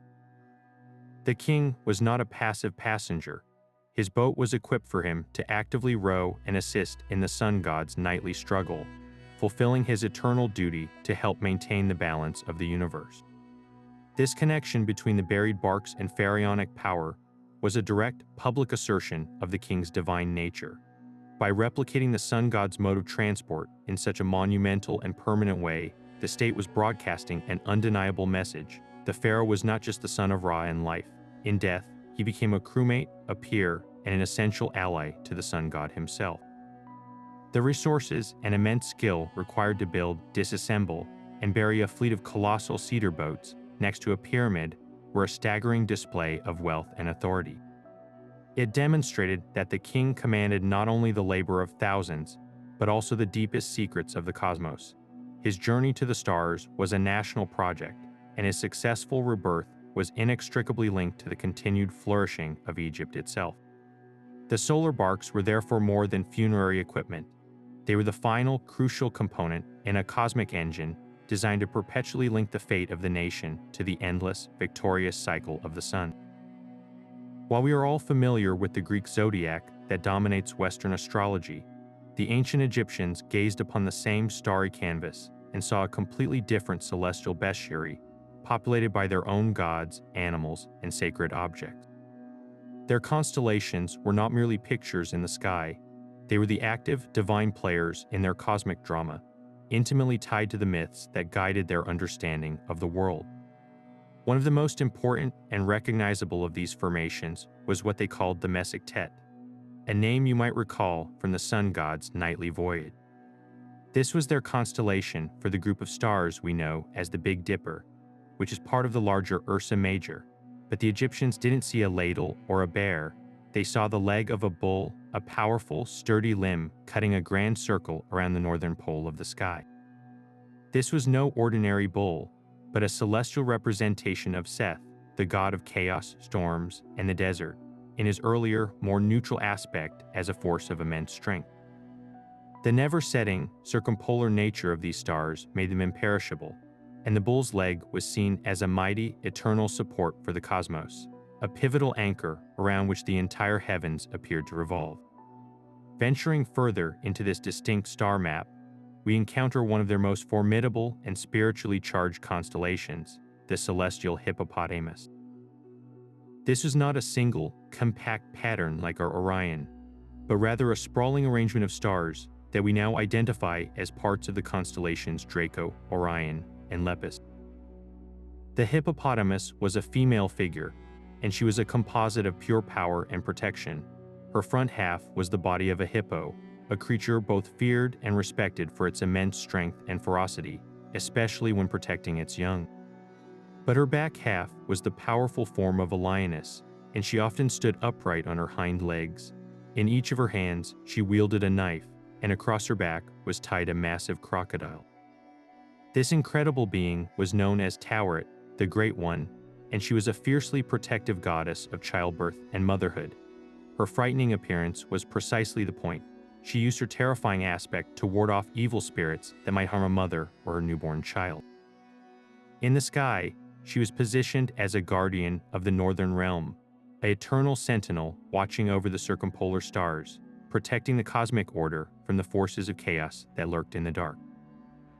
The mythology woven around these constellations was as dynamic as the stars themselves, and it reveals a fascinating evolution in their beliefs. The evil god Set, whom we met as the murderer of Osiris, was also intimately linked to the hippopotamus constellation. In one of the most dramatic episodes of their mythology, the contendings of Horus and Set, the two gods battle for the right to rule Egypt. During their epic struggle, which involved races in stone boats and various trials, Set temporarily transforms into a giant, menacing hippopotamus to attack Horus's solar bark and disrupt the order of the universe. In this context, the hippopotamus in the sky represented the ever-present threat of chaos, a cosmic enemy that the sun god Ra and his allies had to defeat each night to ensure the dawn. This creates a profound duality in the sky. You have the protective, motherly Taweret as the hippopotamus, and you also have the chaotic, destructive Set as the hippopotamus. This isn't a contradiction, but rather a reflection of how the Egyptians understood the world forces like raw power, or the untamed wild, could be both creative and destructive, protective and chaotic, depending on the context. The sky was a storyboard where these eternal struggles between order and disorder, life and death, played out in an endless, glittering loop. Understanding how they visualized these patterns requires a slight shift in our own perspective. We are used to connecting the dots to form the outlines of figures, but the Egyptians often focused on individual bright stars within a larger area, using them as anchor points for a divine concept. The constellation of Osiris, for instance, was our Orion, but they placed immense importance on the star Sirius, which they saw as his faithful wife, Isis, following him eternally across the heavens. Another crucial figure was the girdle of Isis, a small, tight group of stars we know as the Pleiades cluster. This was seen as a protective amulet, a symbol of Isis's magical power that she used to resurrect Osiris. To see the sky as an Egyptian did is to see it not as a static picture, but as a vibrant, interconnected narrative. The bull's leg circles the pole, supporting the vault of heaven. The hippopotamus goddess stands guard, knives drawn, while the soul of Osiris, the hunter, shines brightly, pursued by his beloved Isis. This was their reality, a celestial tapestry woven from the very stories that gave their world meaning, a divine drama performed nightly above the silent desert, reminding them that the gods are always present, watching, and actively involved in the fate of the world below.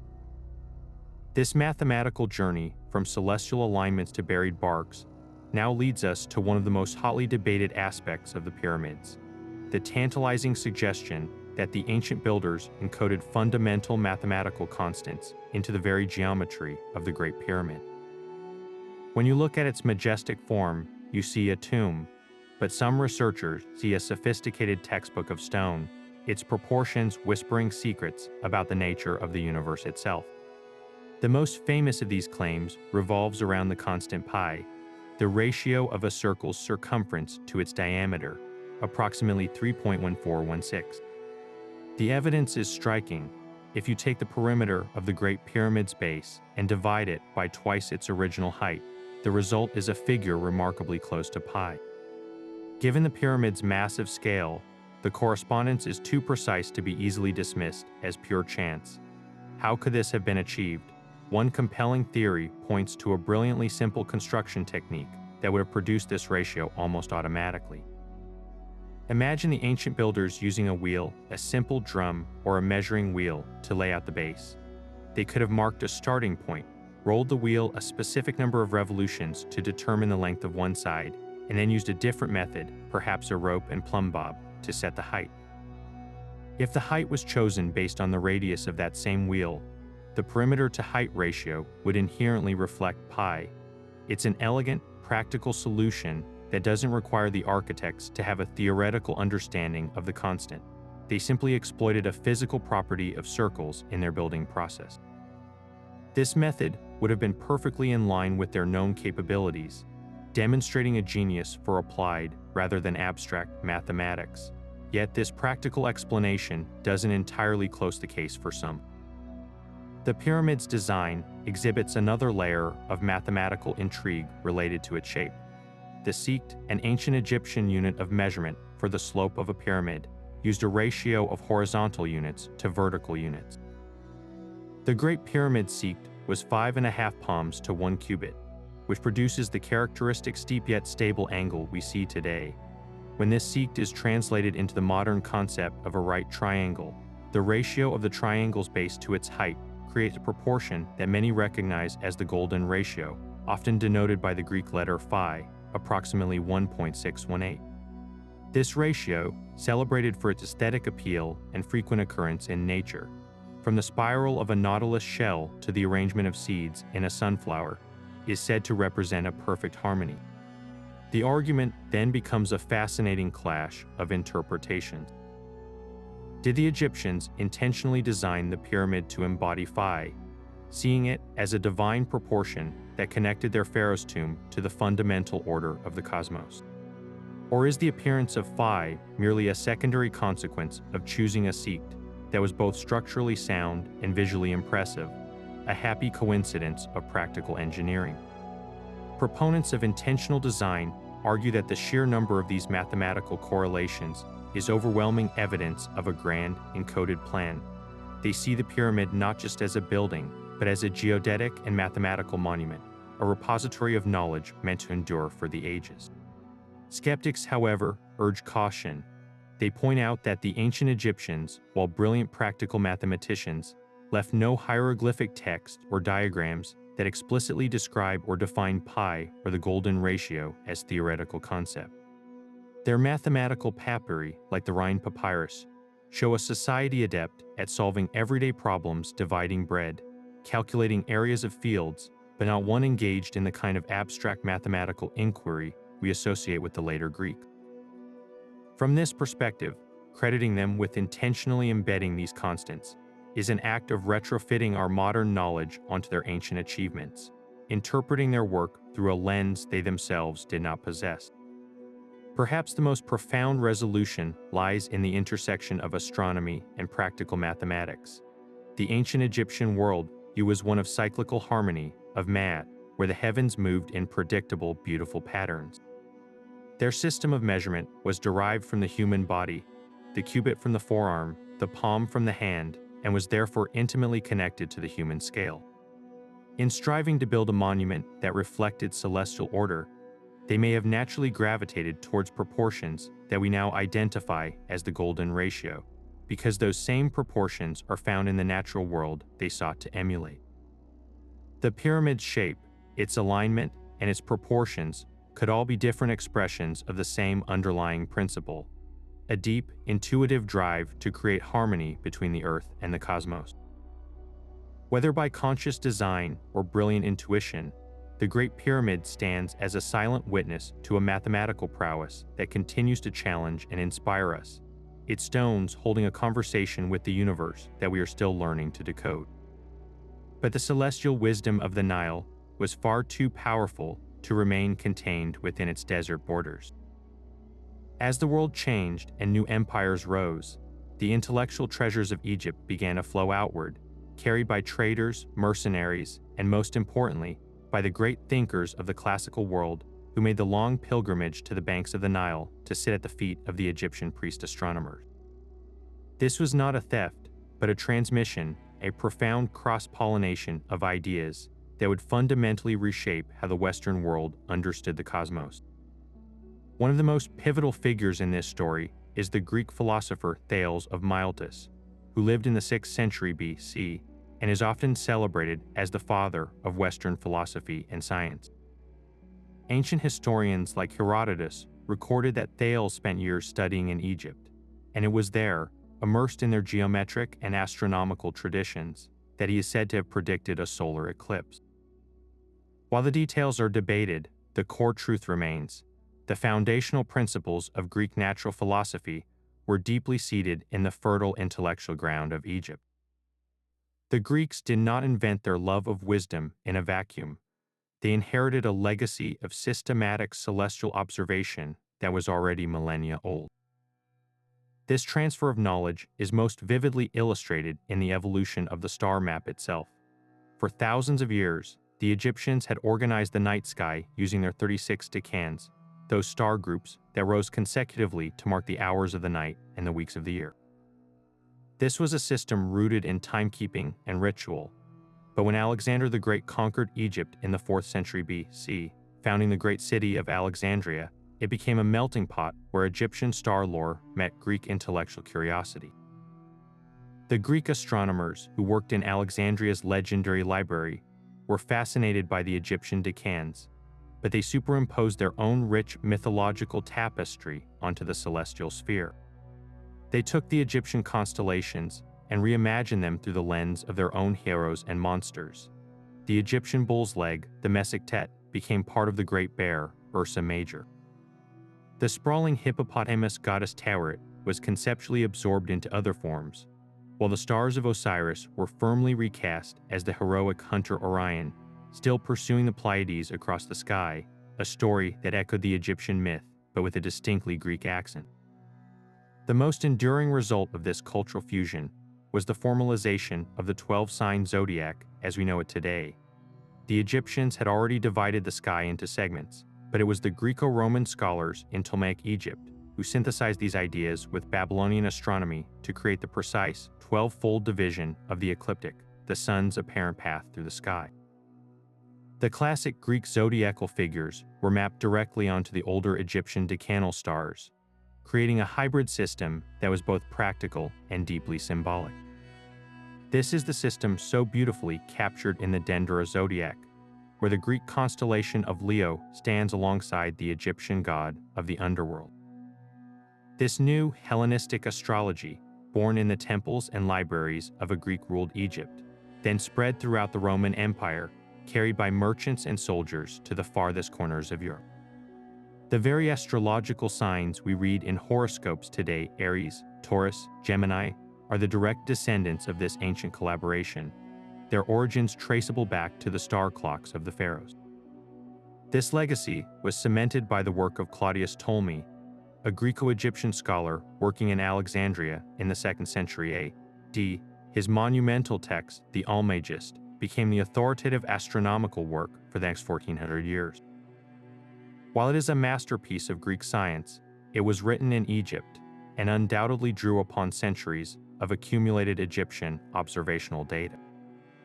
Ptolemy's star catalogs and planetary models, which placed the Earth at the center of a series of complex crystalline spheres, were the culmination of ancient astronomy a system that blended Greek geometry with the long-view observational records of the Nile Valley. When this knowledge was later preserved and expanded upon by Islamic scholars during the Middle Ages, they were in part safeguarding an Egyptian inheritance.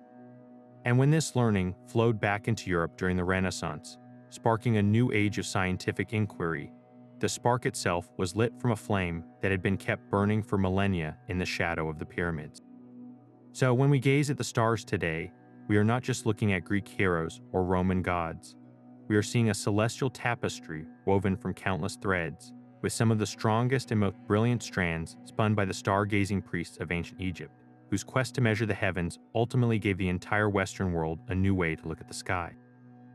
Yet, long before the first stone of the Great Pyramid was ever laid, even before the concept of a unified Egypt existed, another group of people in the same region were gazing at the very same stars and building their own lasting testament to the heavens. To find it, we must travel south, deep into the heart of what is now the blistering Sahara Desert, to a site known as Nabta Playa. Today, it is a vast, hyper-arid basin of sand and rock, but around 7,000 years ago, it was a very different world. This was a green and fertile savanna, dotted with acacia trees and seasonal lakes that filled during the summer monsoon rains. It was here that a community of nomadic cattle herders, over millennia, created what many archaeologists now consider to be the oldest known astronomical observatory in the world, a complex stone calendar that predates England's Stonehenge by over 1,000 years. What these ancient pastoralists left behind is both simple in its components and breathtakingly sophisticated in its design. At the center of the site lies a stone circle, not of towering monoliths, but of smaller, carefully arranged slabs. The most striking feature is a series of 4 pairs of larger upright stones, arranged in 2 lines that form a clear east-west alignment, but the true genius of Nabta Playa extends far beyond this central circle. Scattered across a wide area are numerous other stone alignments, cairns, and tumuli, some buried, some standing silent in the desert sun. One of the most significant discoveries was a set of stones that seemed to map out the positions of the stars in the constellation we know as Orion's Belt. A celestial pattern we've already seen was so crucial to the pyramid builders thousands of years later. This was not a random collection of rocks. It was a deliberate, large-scale cosmic diagram etched into the landscape itself. So how did this ancient calendar actually function? The key lies in those 4 pairs of upright stones in the central circle. Researchers, using modern astronomical software to reconstruct the sky of 6,500 years ago, found that the 2 lines formed by these stones aligned precisely with the direction of the summer solstice sunrise. For these pastoralists, the summer solstice was not an abstract concept. It was the herald of the most critical time of the year, the arrival of the seasonal monsoon rains. The sight of the sun rising at that specific point on the horizon would have been their signal that the life-giving waters were on their way, that the playa would soon fill, and the grasslands would flourish, ensuring the survival of their precious herds. But their astronomical tracking went even deeper than the sun. The same reconstructions revealed that the other lines of stones at Nabta Playa were aligned to the heliacal risings of several key stars, including Sirius, the brightest star in our sky, and the 3 stars of Orion's Belt. This reveals a people who were not just marking the solar year, but who were intimately attuned to the more subtle stellar clock. By correlating the movements of the sun with the appearances of these brilliant stars, they could create a highly reliable, multi-layered calendar that governed their entire nomadic cycle of movement, grazing, and ritual. The discovery of what appears to be a stone map of Orion's Belt further cements the idea that this constellation held a special, foundational significance in the region's cosmology for thousands of years before it was ever carved into a pyramid text. The implications of Nabta Playa are nothing short of revolutionary for our understanding of human history. This site forces us to completely rethink the narrative of cultural development along the Nile. It demonstrates that the profound astronomical knowledge we see in pharaonic Egypt did not emerge suddenly or in isolation. Instead, it had incredibly deep roots, stretching back into the prehistoric past, cultivated not by a grand urban civilization, but by nomadic cattle worshippers who possessed a sophisticated understanding of their environment and the cosmos that governed it. When the climate of the Sahara began its final descent into extreme aridity around 5,000 years ago, these nomadic groups were likely pushed toward the one permanent source of water left, the Nile River Valley. They didn't arrive empty-handed. They brought with them a deep, inherited knowledge of the stars, a pantheon of cattle deities, and the architectural tradition of megalithic construction.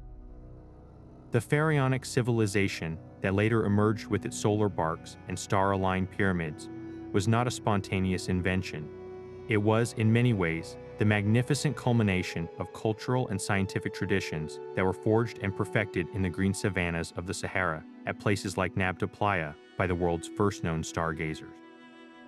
Yet, for all their sophistication in mapping the entire night sky, the history of Egyptian astronomy contains a brief but explosive period where the cosmos was dramatically simplified, and the focus shifted from a pantheon of star gods to the blinding, singular power of the daytime sun.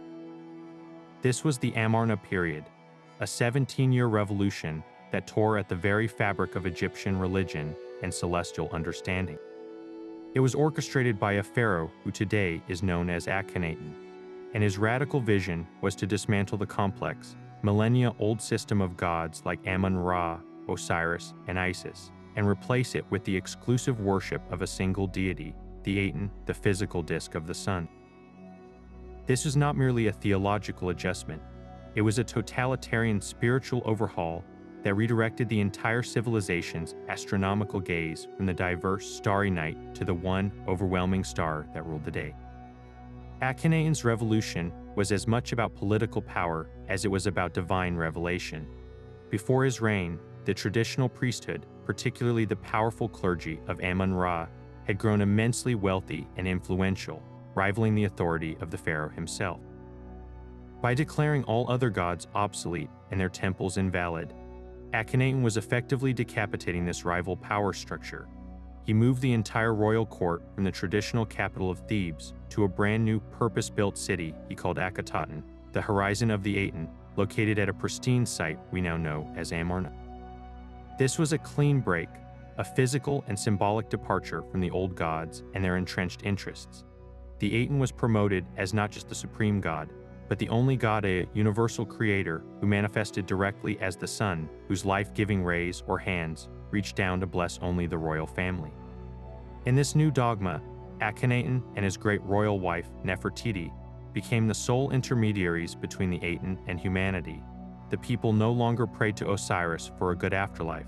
They worshipped the pharaoh, who received grace directly from the sun disk. This theological earthquake fundamentally altered how Egyptians interacted with the cosmos. For 2,000 years, their spirituality had been deeply nocturnal, tied to the decans stars that told time, the constellation of Orion that promised resurrection, and the circumpolar stars that offered eternity. Akhenaten stripped all of this away. The stars, the moon, the entire night sky were effectively erased from official religious life.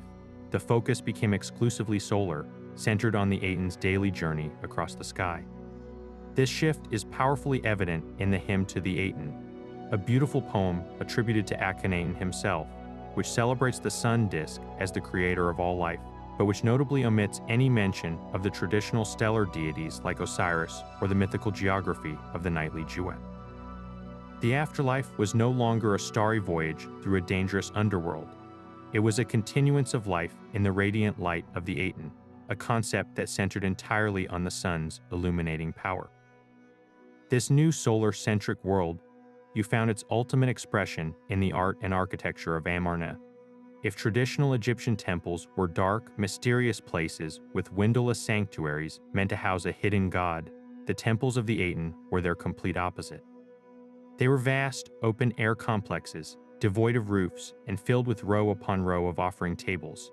There were no dark, enclosed Holy of Holies because the god was not hidden in a statue. He was visibly present in the sky above. Worship involved standing in these sun-drenched courtyards, basking directly in the rays of the Aten. The design was intended to maximize exposure to sunlight, turning the entire temple into a giant solar receiver. The architecture itself was a theological statement, proclaiming that the divine was accessible, visible, and omnipresent, requiring no priesthood to interpret it, only the pharaoh to channel its blessings. The art of the period underwent an equally dramatic transformation, breaking from the rigid, idealized forms of traditional Egyptian canon. The depictions of the royal family are startlingly naturalistic and intimate. Akhenaten is shown with a strikingly elongated face, full lips, a slender neck, and a soft, almost feminine body, a far cry from the muscular, powerful image of previous pharaohs. In the most famous reliefs from Amarna, we see the royal family in tender, everyday moments playing with their daughters, embracing and receiving the blessings of the Aten. The sun disk is always overhead, its rays ending in tiny hands that reach down to touch the pharaoh and his queen, often holding the ankh, the symbol of life, to their nostrils. This imagery visually reinforces the core doctrine. Life and power flow directly from the Aten to the royal family, bypassing all other divine and earthly institutions. Every aspect of life at Amarna, from the city's layout aligned to the sun's path, to the intimate carvings in private tombs, was meticulously crafted to serve this radical new cosmology where one star and one family ruled everything. For centuries, the true precision of ancient Egypt's celestial architecture lay just beyond our grasp, hidden by the sheer scale of the monuments, the ravages of time, and the limitations of the human eye. We could stand before the Great Pyramid and sense its grandeur, but accurately measuring the subtle alignments of its four sides across its 13-acre base was a monumental challenge in itself. Today, that has all changed. We are no longer just observers. We have become cosmic detectives armed with a suite of extraordinary technologies that are peeling back the layers of history, revealing a hidden layer of intentionality in the ancient stones. Satellite imagery, ground-penetrating radar, and high-resolution 3D laser scanning are acting like X-ray vision for archaeologists, allowing them to see through sand, map the slightest deviations, and reconstruct monuments in a digital space where the sun and stars of 4,000 years ago can be precisely modeled. This isn't just confirming old theories, it's unveiling a celestial blueprint so pervasive that it's rewriting our understanding of how deeply the cosmos was woven into the fabric of their world. One of the most powerful tools in this new arsenal is a technique known as 3D laser scanning, or LiDAR. Imagine a device that can fire millions of laser points per second at a structure like the Karnak Temple complex, creating a point cloud of data so precise that it can measure the indentations of individual hieroglyphs. This digital twin allows researchers to do something previously impossible: analyze the temple's alignment without being physically present and with an accuracy down to millimeters. Using this data, archaeologists and astronomers can run sophisticated software simulations to plot the precise path of the sun on any given day of the year across any century. They have confirmed, for instance, the exact alignment of Karnak's main axis with the winter solstice sunrise. But they've gone further, discovering that certain smaller chapels and gateways within the complex are aligned to the rising positions of key decan stars like Sirius, on the dates of specific festivals dedicated to the gods associated with those stars. This proves that the entire temple was not just a single solar instrument, but a multifaceted observatory designed to track a calendar of celestial events throughout the year. Beyond the grand temples, this technology is revealing secrets in the most unexpected places. In the Valley of the Kings, the tomb of Pharaoh Seti I is renowned for its breathtaking artwork. For years, Egyptologists noted a long, decorated corridor that seemed to serve as a processional path. However, when researchers used detailed 3D models of the tomb's orientation and archaeoastronomy software, they made a stunning discovery. The corridor isn't just a hallway, it's a precise terrestrial representation of the sun god Ra's journey through the 12th and final hour of the night in the underworld, as described in the Book of the Dead. The software demonstrated that on the day of the king's burial, or perhaps on a key solar festival, the setting sun would have cast a beam of light directly down this corridor, illuminating specific scenes of the god's final triumph before rebirth.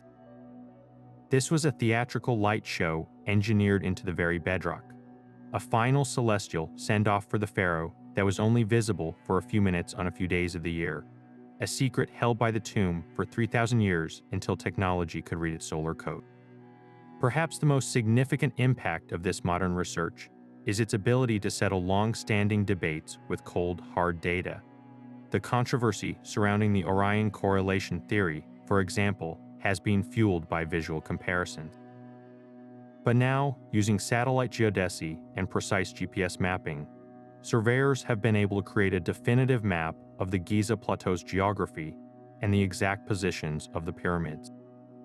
When this data is fed into astronomical software that can rewind the precession of the equinoxes, the correlation becomes more than just a visual resemblance. It becomes a measurable statistical probability.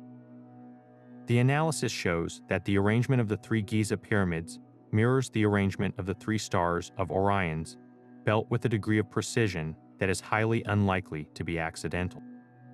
Furthermore, these tools have revealed that the causeway leading from the Sphinx to the Pyramid of Menkaure aligns with the setting sun on the equinoxes, adding another layer of intentional solar alignment to the plateau's grand design. This doesn't necessarily prove every aspect of the theory, but it moves the conversation from "it looks like it" to "the mathematical alignment is demonstrably there," forcing a serious reconsideration of the plateau's planning. The exploration doesn't stop at what's visible on the surface.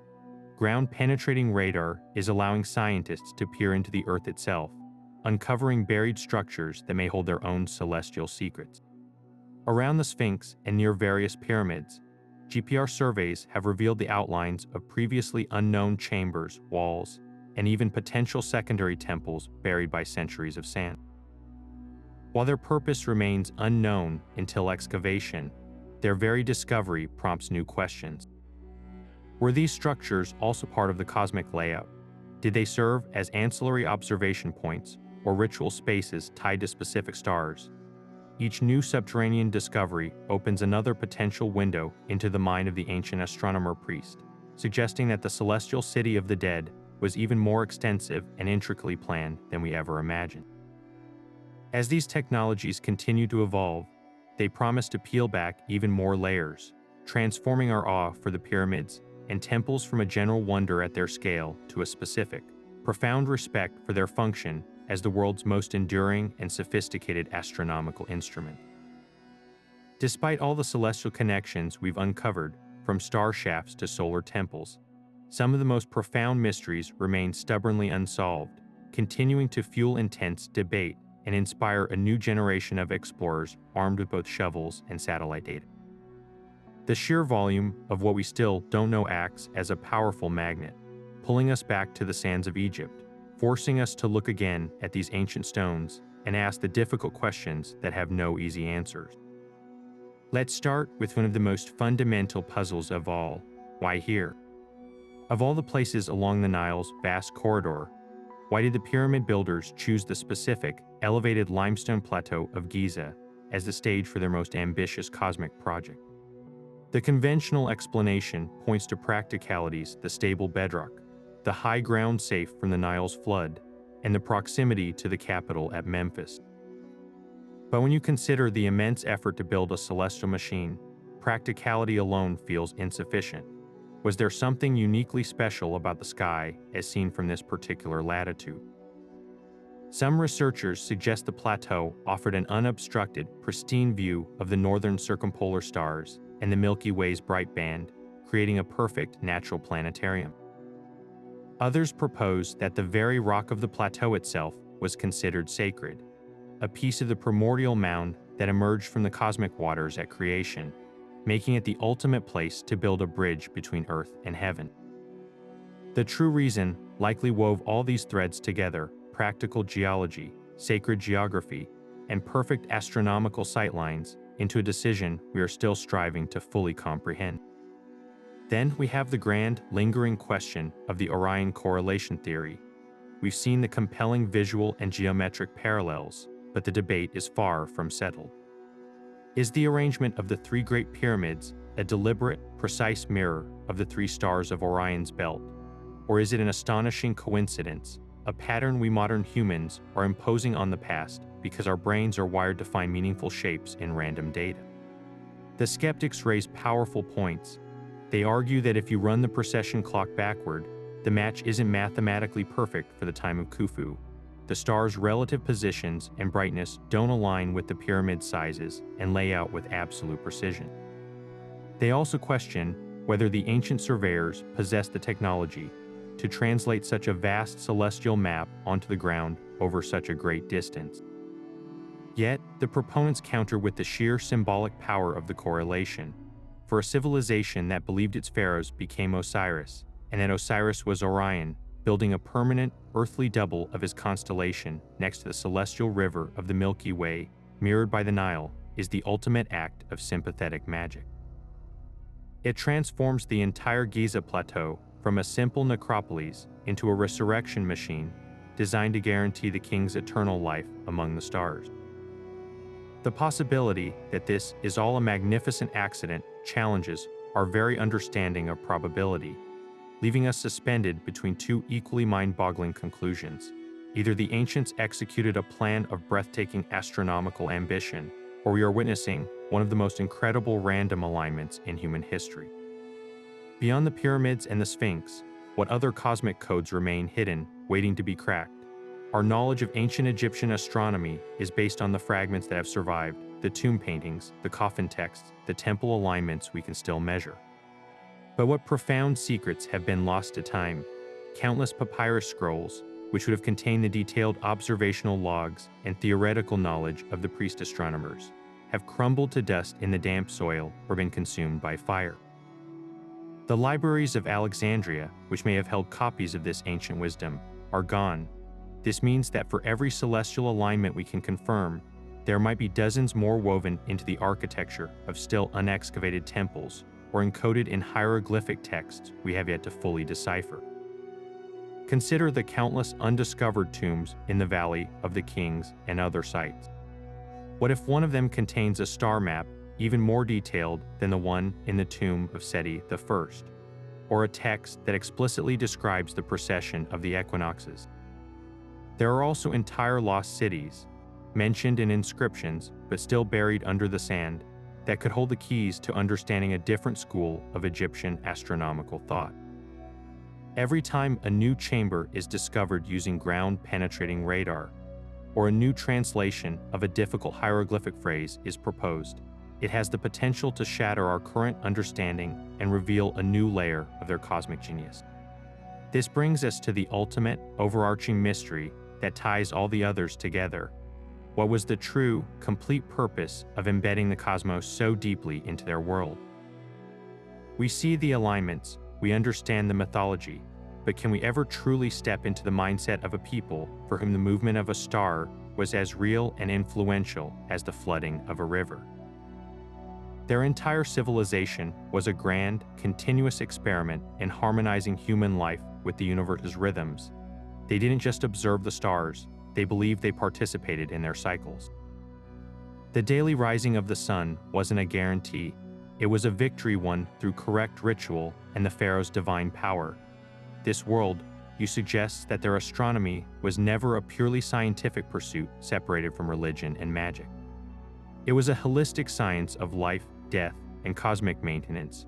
The pyramids, the temples, the star clocks, they were all components of a giant, interactive system designed to keep the universe running on schedule. The unanswered questions, therefore, aren't just academic puzzles. They are invitations to understand a completely different way of being human, a way that saw no separation between the stones of a temple, the journey of a soul, and the eternal dance of the stars in the night sky. So as our journey across the sands of time comes to a close, we are left with a truly mind-blowing realization that completely transforms our understanding of this ancient culture. The ancient Egyptians were not merely tomb builders obsessed with death. They were master astronomers, architects of cosmic order who saw the entire night sky as a divine clock and a sacred map. Their entire civilization was a grand, continuous performance, a ritual designed to harmonize earthly life with the celestial symphony playing out overhead. This wasn't a fringe interest for a few priestly scholars.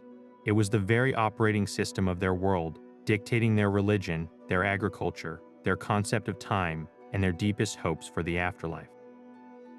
They didn't just watch the stars, they listened to them, learned from them, and then built a permanent stone and sand reflection of the heavens here on earth to ensure they would never fall out of sync with the cosmos. From the grand alignment of the Giza pyramids mirroring Orion's belt, to the sun's laser-like precision illuminating the inner sanctum of Abu Simbel, to the humble star clocks painted inside coffin lids, we see a society that viewed the universe as a living, breathing entity. Their legacy, therefore, extends far beyond the gold and artifacts we typically associate with them. Their most profound gift to us isn't housed in a museum case, it's written in the very language of the sky. They perfected a 365-day calendar that we still use as the foundation of our own. They passed their celestial knowledge to the Greeks, who then shaped the Western world's understanding of the stars. When you look at a zodiac sign or glance at a calendar, you are touching the intellectual legacy of the Egyptian stargazers. Their true monuments are not just the silent pyramids standing against the desert horizon, but the enduring human quest to find our place in the vast, beautiful, and orderly cosmos. This brings us to a simple yet profoundly powerful call to action. The next time you find yourself under a clear, dark night sky, I want you to step outside and simply look up. Find the familiar winter constellation of Orion, the mighty hunter. See the 3 bright stars of his belt, and remember that for the Egyptians, this was the soul of Osiris, the promise of resurrection, a pattern they immortalized in the most famous structures on our planet. Then, let your gaze drift slightly downward and to the left, and you will find Sirius, the brightest star in our sky, blazing like a diamond. For them, this was Sopdet, the goddess Isis, whose return heralded the life-giving Nile flood and the new year. In that moment, you are no longer just a passive observer. You are sharing the exact same celestial vista that inspired priests, pharaohs, and builders over 3,000 years ago. You are witnessing the same divine clock, the same cosmic map, that moved a civilization to reach for the heavens, and in doing so, left a message for us across the millennia. Reminder that we are all part of a grand, interconnected universe, and that the greatest human adventures begin when we dare to look up.